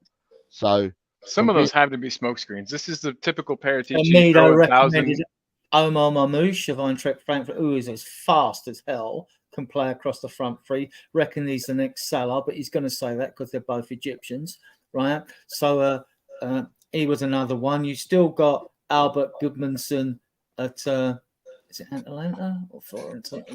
Well, but he was supposed to have an assault charge against him in a nightclub, and then it was against a family member or whatever. But normally players buy that like Mason Greenwood did before he got his move to France. You know what I mean? They take themselves out of these problems, which will probably happen. Was it a lady family member or a man? I don't know. I don't.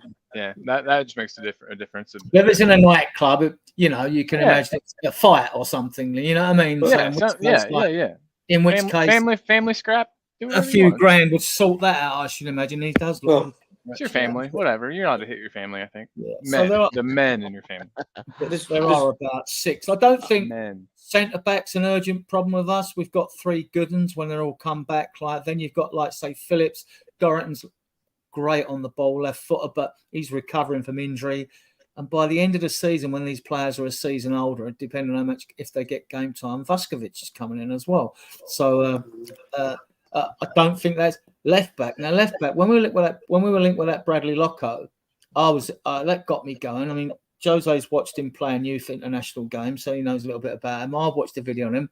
I like the kid, and I think we need another left back. We've got a plan for no more Ben Davis at the end of next season, and we've got Porro. So I think left back's more important. Right back, you've got Gray can go there to cover for Porro, and if Spence stays, that's solved. Central defence is solved. You know, whatever. We've looked at Jose Garcia, the goalkeeper at Espinal, but I think we're covered with goalkeepers. I mean, Gunter's an excellent young goalkeeper. You've got Josh Keeley out on loan and all that. So it's mainly left back to me in the front three. What I'm looking at. If we didn't get a midfielder in, I mean, I'm including Eze in the front, right there, right? But if we don't get a midfielder in, another midfielder, and I still think we've got 7 already. We're good to go anyway. So where's the urgency in midfield? Unless it's something exceptional. Go on, Ian. Go on. Neto or Due. I mean, they're the names you haven't mentioned that have been. I mean, I'm not sure of the. I mean, they're great players, but I'm not sure that either of them have enough end product. Neto worries me.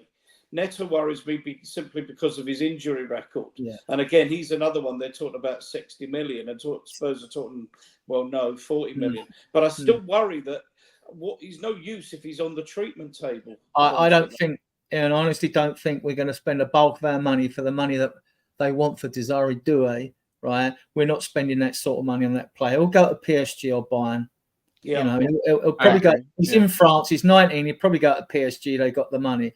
With the regards of Neto, I put him in the same book if we've now been linked with Chiesa. Chiesa had a bad cruciate injury in 2022, I think. And he's another one. If we go for Neto... He played 33 times last season. Fair enough. I didn't know that. So he's back. He scored 30... he played 31 times last season. He scored 9 goals and 2 assists for Juventus. This is Chiesa, yeah? Yeah, Chiesa. So therefore, Chiesa, we know that he's back to fitness because he had a season last season. I share Ian's concern about Neto. So even though with Neto and Chiesa, we know Chiesa's in his last year and Juve want to get some money in while they can. Maybe his stats show he scored a lot of goals, but maybe he's losing a bit, and maybe that doesn't mean to say he'll have the energy and stamina for the Prem. But if he has, or if Neto has, then as long as the due diligence is done and that payments are made on players that have been previously injured on the amount of games they play. So the add-ons would be critical to me. I hope they would be to the club that, right, okay, if we agree a price this price is only going to be met if this player plays so many games for us, because otherwise buying a croc, and we've had the Ndombele situation, we've had injury situations with Lo Celso, who's a fine player in my opinion, but it's never going to happen for him at Spurs, is it? Right, so we've got a couple of questions here, right? And the first one is from Dermot, and he says, Gray was brilliant, what a player. His brother is good as well. So if people don't know Archie Gray's brother, he's got a 15-year-old brother who's at Leeds Academy as well. He's a striker, and he scores goals for absolute fun. And the word in Leeds is that he's a far better player than his brother.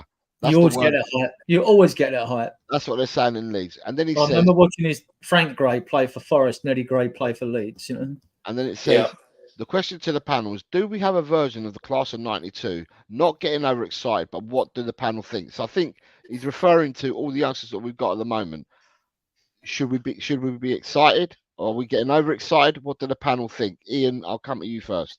Well, funnily enough, we on the Tottenham Diehards WhatsApp group, someone actually almost wrote word for word, "You win nothing with kids," and I thought that's what Alan Hansen said. Now I don't know who wrote that, whether it's somebody who's not old enough to know who Alan Hansen is, or what he said back in 1992. Because let's be honest, that's 32 years. It's 32 years ago, isn't that?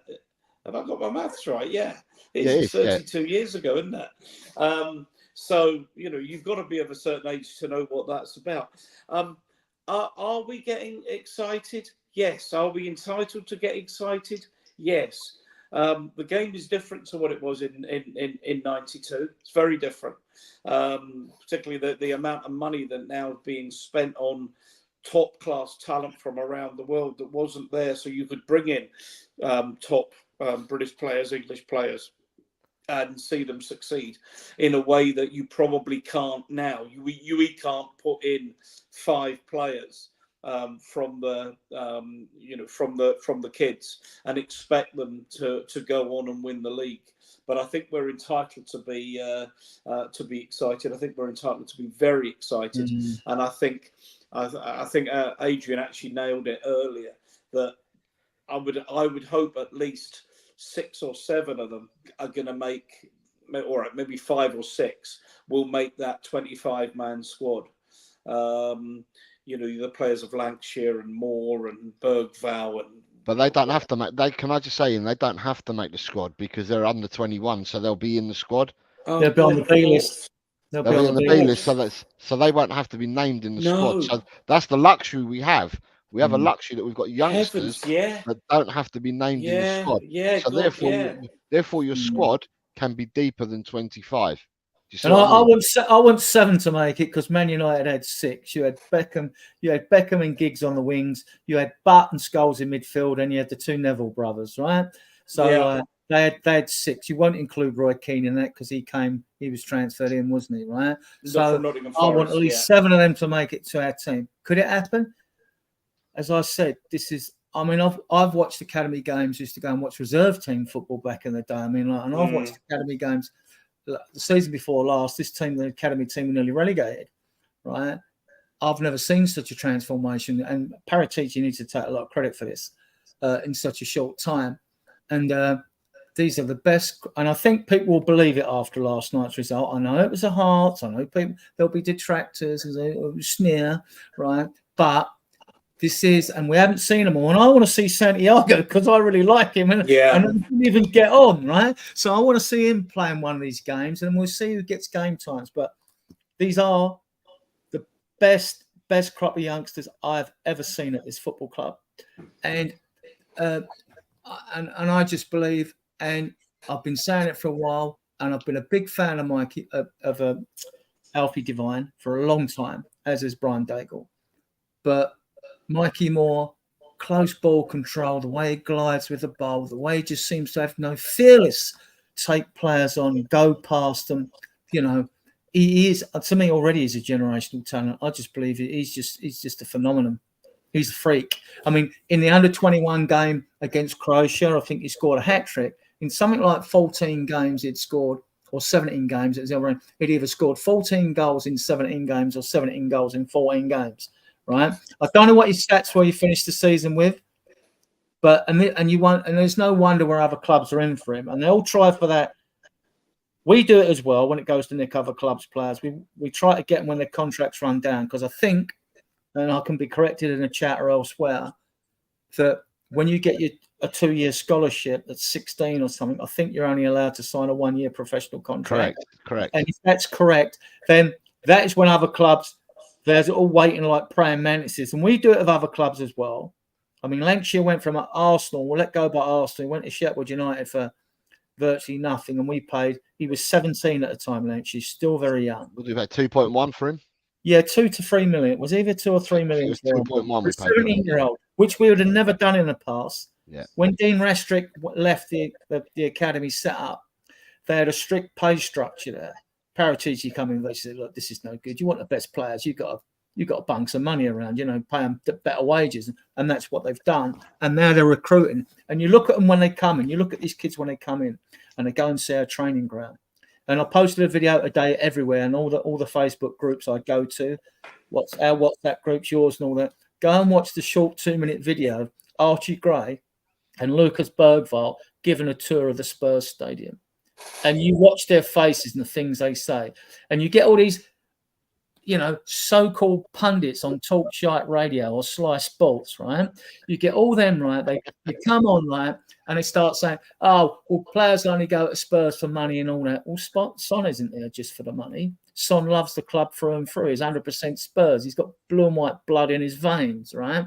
So he doesn't. And you watch them kids when they look in awe around that stadium. And then when they go out on the pitch and they look around, they just go like, that has a positive effect for Spurs bringing in players. That's why when you invite them into an executive box to try and seduce them to join, I think it can have an influence. It could be then, you know, it could be the crunching part of an agreement. A player think, yeah, I like it here. Right. So, Colin, I suppose the same questions for you, because Ian and Adrian have answered. So the same questions for you. Do you think that we have our own version of Class of '92? I think as the question says. Right. Yeah. And so I think we are maybe getting overexcited, like Dermo's kind of alluding to at the end there. You know, maybe we're getting a bit overexcited. I think it's a bit early to say, but I think that had it been that case, I think we'd have seen more of these players already stepping into the first team. We'd have seen more of them already. You know, we're seeing these guys look okay in preseason now. They've looked good in their respective. I mean, I don't know. I guess they've looked good in their respective age groups and things like that. So maybe it is the time for them to just progress and make the next step up. But I don't know, until we see them, I think throughout the rest of preseason, I'm just not prepared to make a definitive statement one way or the other. I'm going to be a politician. I know you guys just got done with your voting there. We're getting ready to work on ours here. So I'm going to take the diplomatic approach and say it's too early to tell. We shall see. It is looking like we've got a really good crop of players, but are they going to be able to make the impact that the class of '92 made? We'll have to see.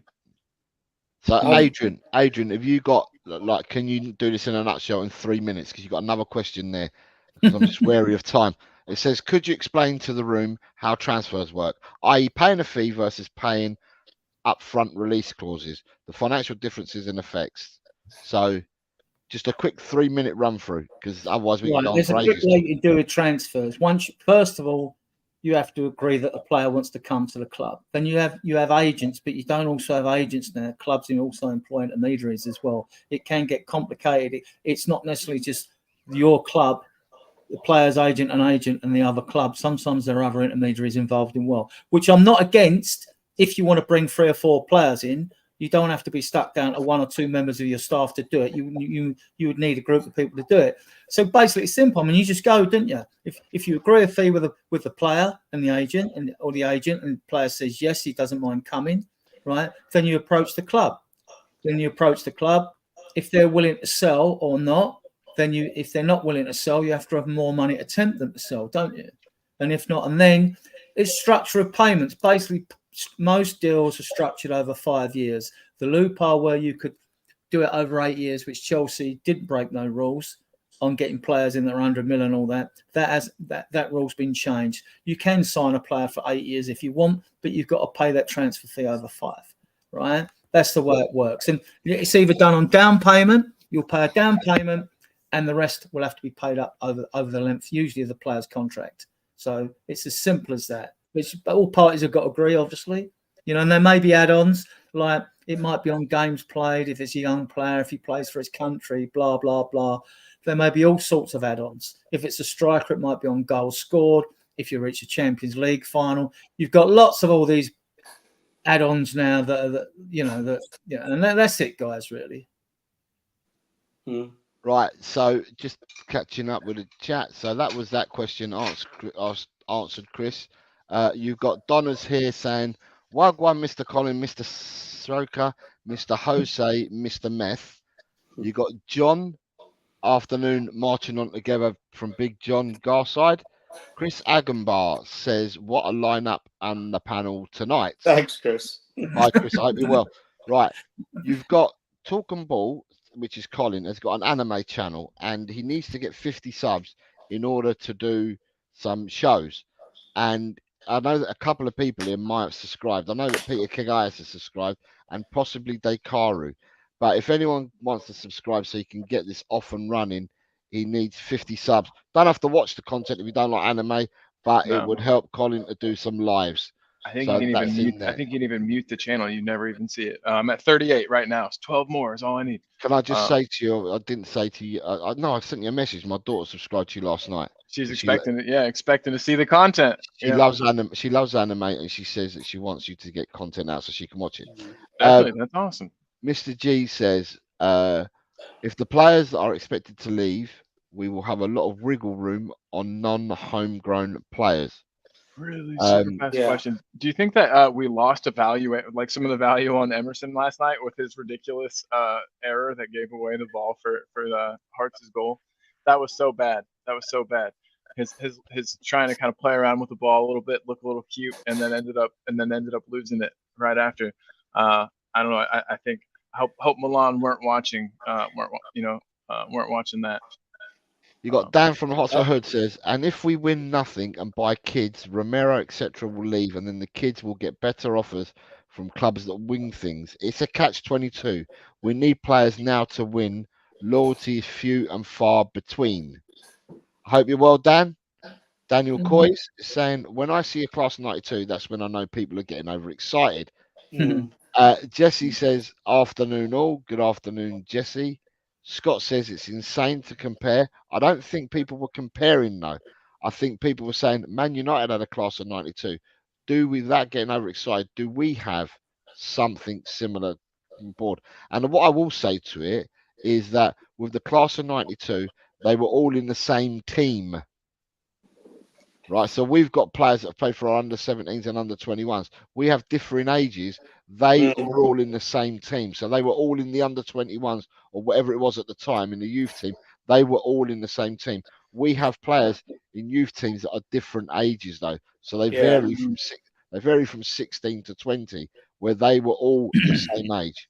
I get Dan's earlier point on the Romero thing, but he has won 2 Copa Americas and a World Cup. And like sometimes players that can lessen their urgency to move away, plus the fact that Romero has 3 years on his contract. So the only time I'd be concerned about Romero going anywhere and clubs having to deal with Levy or Scottman, whoever's really in charge, is after the next season. So I've got no worries about any of our players under contract going anywhere until they get down to 2 years on a contract. And on that point, if we get to a stage with any player, whether it's Bergvall, whether it's Archie Gray, whether it's your doggy, whether it's Sarr, and they get down to 2 years of their contract and they don't want to re-sign a contract, then you sell them. And you sell them because you don't let them run down to 1 year and a year after and devalue themselves. You sell them at 2 years because it's a cold, ruthless business and you have to do that. Right. So you've also got who's just come in? He's here. Danny Talk Sports has just come in and said evening all. I'm nearly caught up now. John says it's a tad warm. I'm sweating like a Huddersfield fan at Crufts here. So it's quite warm in the north, is what he's saying. And then someone is saying to him, John, have a Solero and shut up. Jose, well, you're bringing up things just while you want to do that. I've got Mikey Moore's stats up, Go on in. which I know it's taken us back 5 minutes, but for the national team, under 15s, 4 appearances, 1 goal. Under 16s, 15 appearances, 7 goals. Under 17s, 12 appearances, 10 goals. And this isn't a centre forward we're talking about, you know. I know, but I think everybody can see that he is a superb player coming through. But I was in, but he wasn't the only person. Thanks, John. Because I've not said much. I've let the panel talk, and I've had a great time today because I've had the panel so they can do all the talking. I didn't have to do much.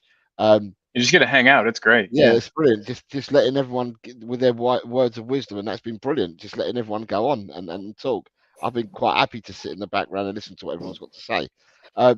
Except the 8 million for Emerson right now, says Ryan G. And then Parker also says, as long as the ST prices continue to increase with semi-finals in the cups at best, then I'm happy. So what I was going to say is I was impressed yesterday. No doubt I was impressed with Mikey Moore. I was impressed for the 22 minutes I saw Will Lancashire. I was impressed with what I saw of Lancashire. I was also impressed with Archie Gray. I was impressed with Bergvall. Slow start, but I was impressed with what he had to do. I was impressed with Tyrese Hall as well. And I was impressed with Ash Phillips yesterday. So the youngsters did have a good run out for us yesterday. It was nice to see, and it should have been nice to see for a lot of people that don't watch the youngsters. I've watched the youngsters before, like I said, but not as often as some others do, because some of you guys have got Spurs play and you get to watch them. If you're not going to the ground to watch them, you watch them on Spurs play. So there's some people that get to watch more than what I do of them. I've heard lots about them. It was actually good to see them in the flesh. Now, to put it into context for yesterday, I know it was a pre-season game, but it was men's first team football yesterday. This wasn't a kids pre-season game where you're playing under 17s versus under 17s, under 19s versus under 19s. This was men's first team friendly, and all these kids stepped up and played men's team football in their friendly yesterday. Jose, you left out Spence and the redemption. You left out the redemption of Spence and Alfie Divine. Yeah, but we know where you're coming from. I was talking about it. No, I'm talking about the youngsters because Spence is what 20, 22, 23 now. So I'm not classing Spence as one of the youngsters. Although yes, Spence did catch the eye in the second half as well. I think there's a lot to be cheerful about yesterday. And there's a lot that we should be really happy about as Spurs supporters. I don't think anybody on this panel today has said that we're done. I think everyone, and that's Brian Daigle who was on earlier, Ellie, Alan, that were on earlier, and I think everyone turned around and said that we do need to buy more players. So we're not there at the moment. We're happy with what we saw yesterday, but yes, we do need to go out and buy more players. Are you in agreement that that's what we've all discussed today and we've all said? Yeah, I still think we'll get 4, because not the bench sitters. Now, Spencer's thrown a wobbler in it for me, but because him and Regulin they weren't included in the team last year. But like I say, Gil, Celso were bench sitters last year, as was Emerson mainly and Højbjerg. If those 4 go, you replace them, unless Ange thinks, well, we can get rid of 2. No, we can get rid of 4 and bring 2 in, because I feel we're well stacked everywhere. We don't know, do we? And we're impatient now, and the fans are getting increasingly frustrated because, but it's the same for all fans of every club now. I mean, what we've done, we've got Alonin and Werner, I'm not a fan on, and we've got Gray in, who I really like, and we've got Bergwall in, who I liked before I saw him and thought he might be a bit slower to adapt, but I think he's going to adapt very quickly. To me, Gray's there with me. Ian? Yeah, I agree. I think I think Bergvall will play a part. I think Moore's already ready for first team football. I think what he's doing at international level. There are just occasions. We saw Yamal playing for Spain at 16. you know, if you're good enough, you're old enough. And I agree. I think we will see some of that. I think Gray. You see, what would be interesting if we let, for example, a Bentancur or a Bissouma go, because he thinks that, you know, a road needs to open up for the first team for Gray. I see Gray being the number 6. That's where I see him as featuring and being able to. Someone said to me, a Celtic supporter who watched the first half, said another Declan Rice, and I genuinely think he's in that. You know, he's in that category, and I think he could be better than Declan Rice. More so than Bergvall, because if Bergvall had a little fault yesterday, it was recoveries. His recoveries weren't spot on, right? That's what I noticed. But like, no, apart from that, I mean, I think Ange has some thinking to do, because it's not just a matter of bringing in players to play, you know, on the 17th of August or whatever date it is. It's where that takes you into, you know, the middle of the season, end of the season, the following season, and where that fits in. Well, you know, that's where the football department and the chairman, I would expect the chairman to be involved in that, in terms of the longer term strategic planning of the club. Good point, Ian, because Ange has got the sword of Damocles hanging over his head. Absolutely. Right? We've had the fan base screaming for him to play youngsters.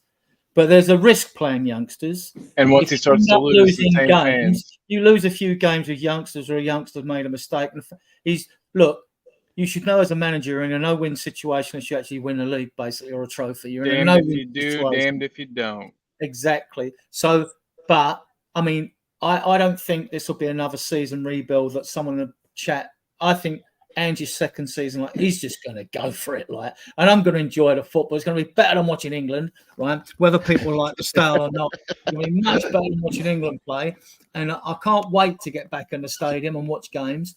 And like I say, these pre-season friendlies, I said it very early before Gray and it came in, that like these are going to be very telling and revealing, because especially when we start bringing in another couple of players, all of us playing Football Manager, you know, juggling all these permutations of setups in our head.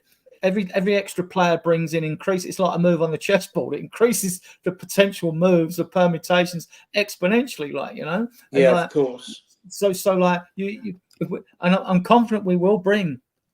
If we only bring 2 in, if we only bring another 2 in, and those 4 go, I suggest that go. Then that tells me that Ange is really keen on these youngsters, and youngsters going to play. Going to be will it be as good as watching Spain, Adrian? Oh, stop it! Oh, stop it! Because they played good football for the whole tournament. Anyway, I'm only joking. Go on, Colin. What was you going to say? Just sadly that I have to go and get ready for work. I was. Well, you know where you can stick your Torremolina, sir. But hey, guys, thank you very much for allowing me to be part of what was Blanca. It was a wonderful panel today, so thank you guys for letting me join. And thanks for having us. It's been a good show. It's been an excellent show. I'll be back on the next one, guys. You guys have a good rest of your day talking, and then thanks a lot, guys. Everybody be good, and everybody in the chat, thanks for being here too. I looked over at the chat bar like they could see me, but hey, anyway, see you guys. See you later, Carl. Take care. Thank you. Curry says, love Jose's point. This was a step up to senior football, not the best quality opposition, but senior football. Dan from the Hotspot says, Chiesa at 20 million is a steal. He's 10 times better than any player we have up front, better than Neto and Eze as well. Right. And I've turned around and I've said earlier, Dan, that he's played 31 times for Juventus. So it looks like he was over his injury because he played pretty much the whole of last season. And he is a very exciting player. John LUFC says, I hope you play Archie in midfield and not as a centre-back or right back, as the Premier League players will tear him a new one. I thought he played well yesterday. John, he played really well as centre-back yesterday. Not a position he usually plays. What I was going to say, have you seen his interview? Did you see his interview, Archie Gray, on the Spurs? You got that guy with the grey beard that interviews all the players and the managers and all that. He interviewed Gray, and Gray said, for me, it's just about learning new. He's happy to be here. He's learning all the time. He's learning how the other people play and stuff like that. And he said he's learning new positions. And he's up for. He said, I'll play anywhere they put me, and I'll learn anything I need to learn.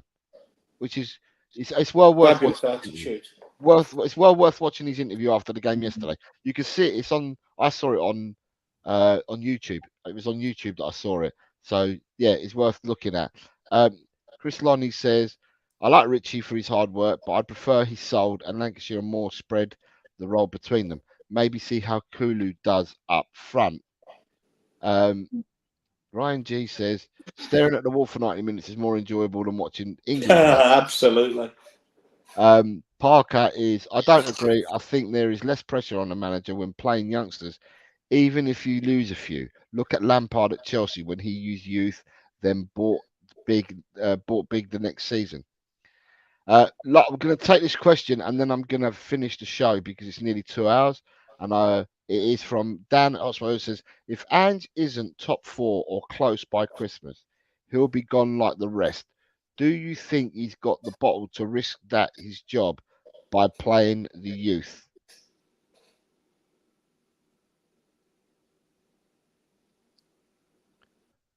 Who are you asking?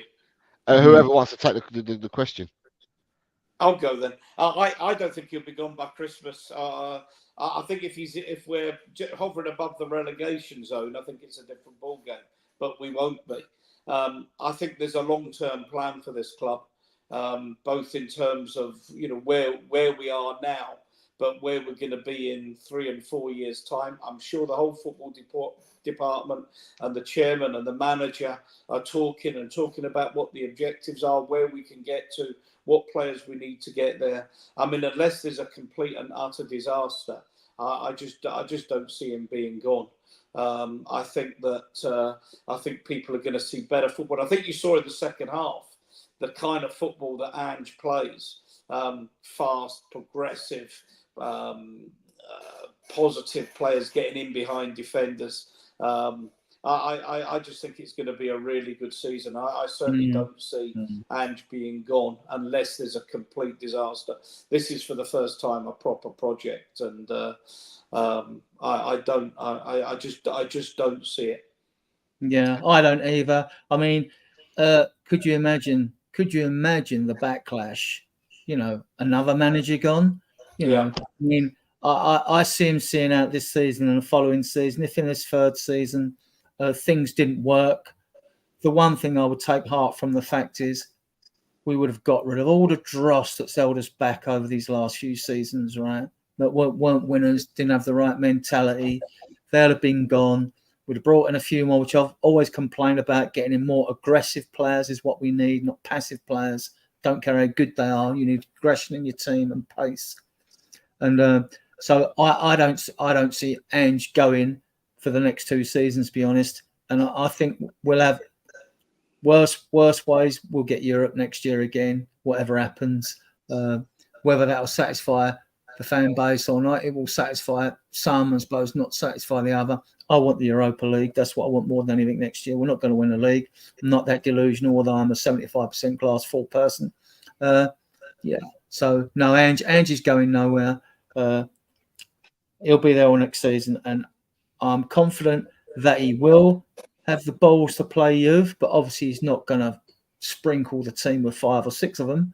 These are the way I like to see it done. Basically, when it comes to playing these players, is right. You give them 15 minutes, right? Second half, 15 minutes. If they do well and show well, they're not out of their depth. You then give them 30 minutes. If they show well and they do it, you then give them 45, right? Unless they prove that they're remarkably good or terribly bad, then you don't give them anything, right? But if they prove they're remarkably good, go right, okay, you're playing next week.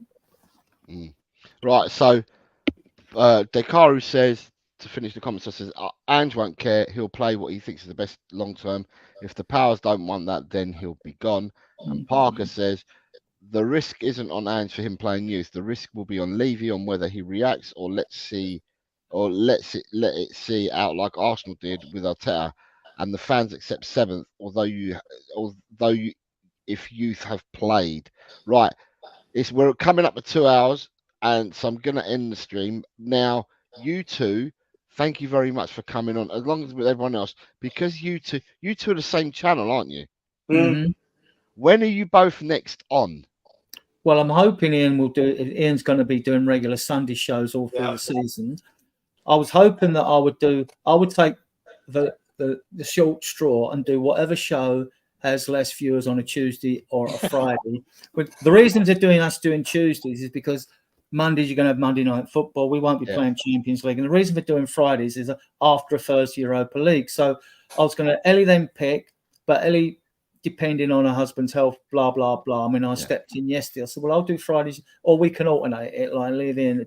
Chang will do whenever he can, right? There's no pressure on the admins to do shows. They'll do them whenever they can. They're available because we have busy lives. So on the Sunday aspect, I was going to speak to Ian and ask you and Colin, because you play football, you're a hard man to get hold of, but you're not going to get freed from our clutches, Jose. You know what I mean? We are going to get you on. I know. Ian asked me a couple of weeks ago, and I was around on a Sunday. And I was that was my first show. If Ian's obviously if you want to come on Sunday, come back on my show on Sunday. I'll say my show, our show, but on my host on Sunday. Providing I'm around, I'm happy to come on. But Colin, I'm away for work Tuesdays, so I'm not around. And on Fridays I play football because I play football 3 times a week, so I can't jump on. But so tomorrow night is when you're next back on, or the stream. Yeah, I haven't spoken to Ellie. I did part of a run sheet for her to help her out because she likes me to do them for her. So like, she came on today and yesterday her husband not being too well, so I haven't spoken to her whether if she's not going to do tomorrow, I'll do it. Right, but tomorrow is the day. We did one each a week, keep it rotating. I don't mind rotating with Ellie on a Tuesday and Friday. And if we know that Ian's going to do all the Saturdays for the season, like post Sundays, yeah. So if we'll do like you do, post-match and pre-match shows, and I'll be glad when the window's open because then you can stick your run sheet to like you start off with your lineups, then you discuss on the first half, then discuss the second half, discuss the substitutions, discuss, and then like player ratings, and then discuss ends, and doing 6 little pointers before each game works because you can go around all your panel doing that. And I just think it's like pro way to do it. And then obviously any other general conversation, and there'll be less to do, because you'll be more focused on the same things for each show. Yeah. So Spurs Diehards TTID will be on tomorrow night at 2000 hours BST. Yeah. And that'll probably be you, Adrian. And on Sunday, is it 2000 again on Sunday? Whatever time Ian wants to pick. Yeah, I'll probably do it at 2000 again. Okay, so therefore, people, can you please sub over and go and watch these wonderful gentlemen with the other part of the gangs that they've got there, because there is about 5 or 6 of them together there. So please go over and watch them. I'd like to thank Ellie's left, but Ellie's part of your group, and I'd like to thank her for today. Colin, who I thanked just now. Alan Ratdos Madness for coming on as well, and also to Brian Daigle. And for the people that are watching at the moment, what I forgot to say today is the membership link is pinned to the chat, which I forgot to say in the whole show. And for those that you still watching now, thank you very much for coming today and watching us. You've made the stream possible by all your comments. And if there are people that want to go elsewhere, please go over to We Are Tottenham TV and just say Jose Raid or something, and go and watch them because Brian's on live now. But thank you very much for everyone. It's been a pleasure seeing you all. And for me, it's any final thoughts? I know what I'm going to say. So what you find? Come on, you Spurs! Yeah, I've got nothing fresh, nothing more. I'm getting excited. Sunday show, if you can come on Spurs Diehards Tottenham Till I Die, we will be reviewing the Queen's Park Rangers match in some detail, and particularly having a look at what the kids have done. I'm going to assume a lot of them it's going to be much the same scenario. Looking at Lancashire, looking at the others, but as well Jed Spence, because I think Adrian's right. I think that could save us a whole lot of money and have a very good player if his attitude is right. Fantastic. And for me, it's come on you Spurs, and in Ange we trust. Absolutely.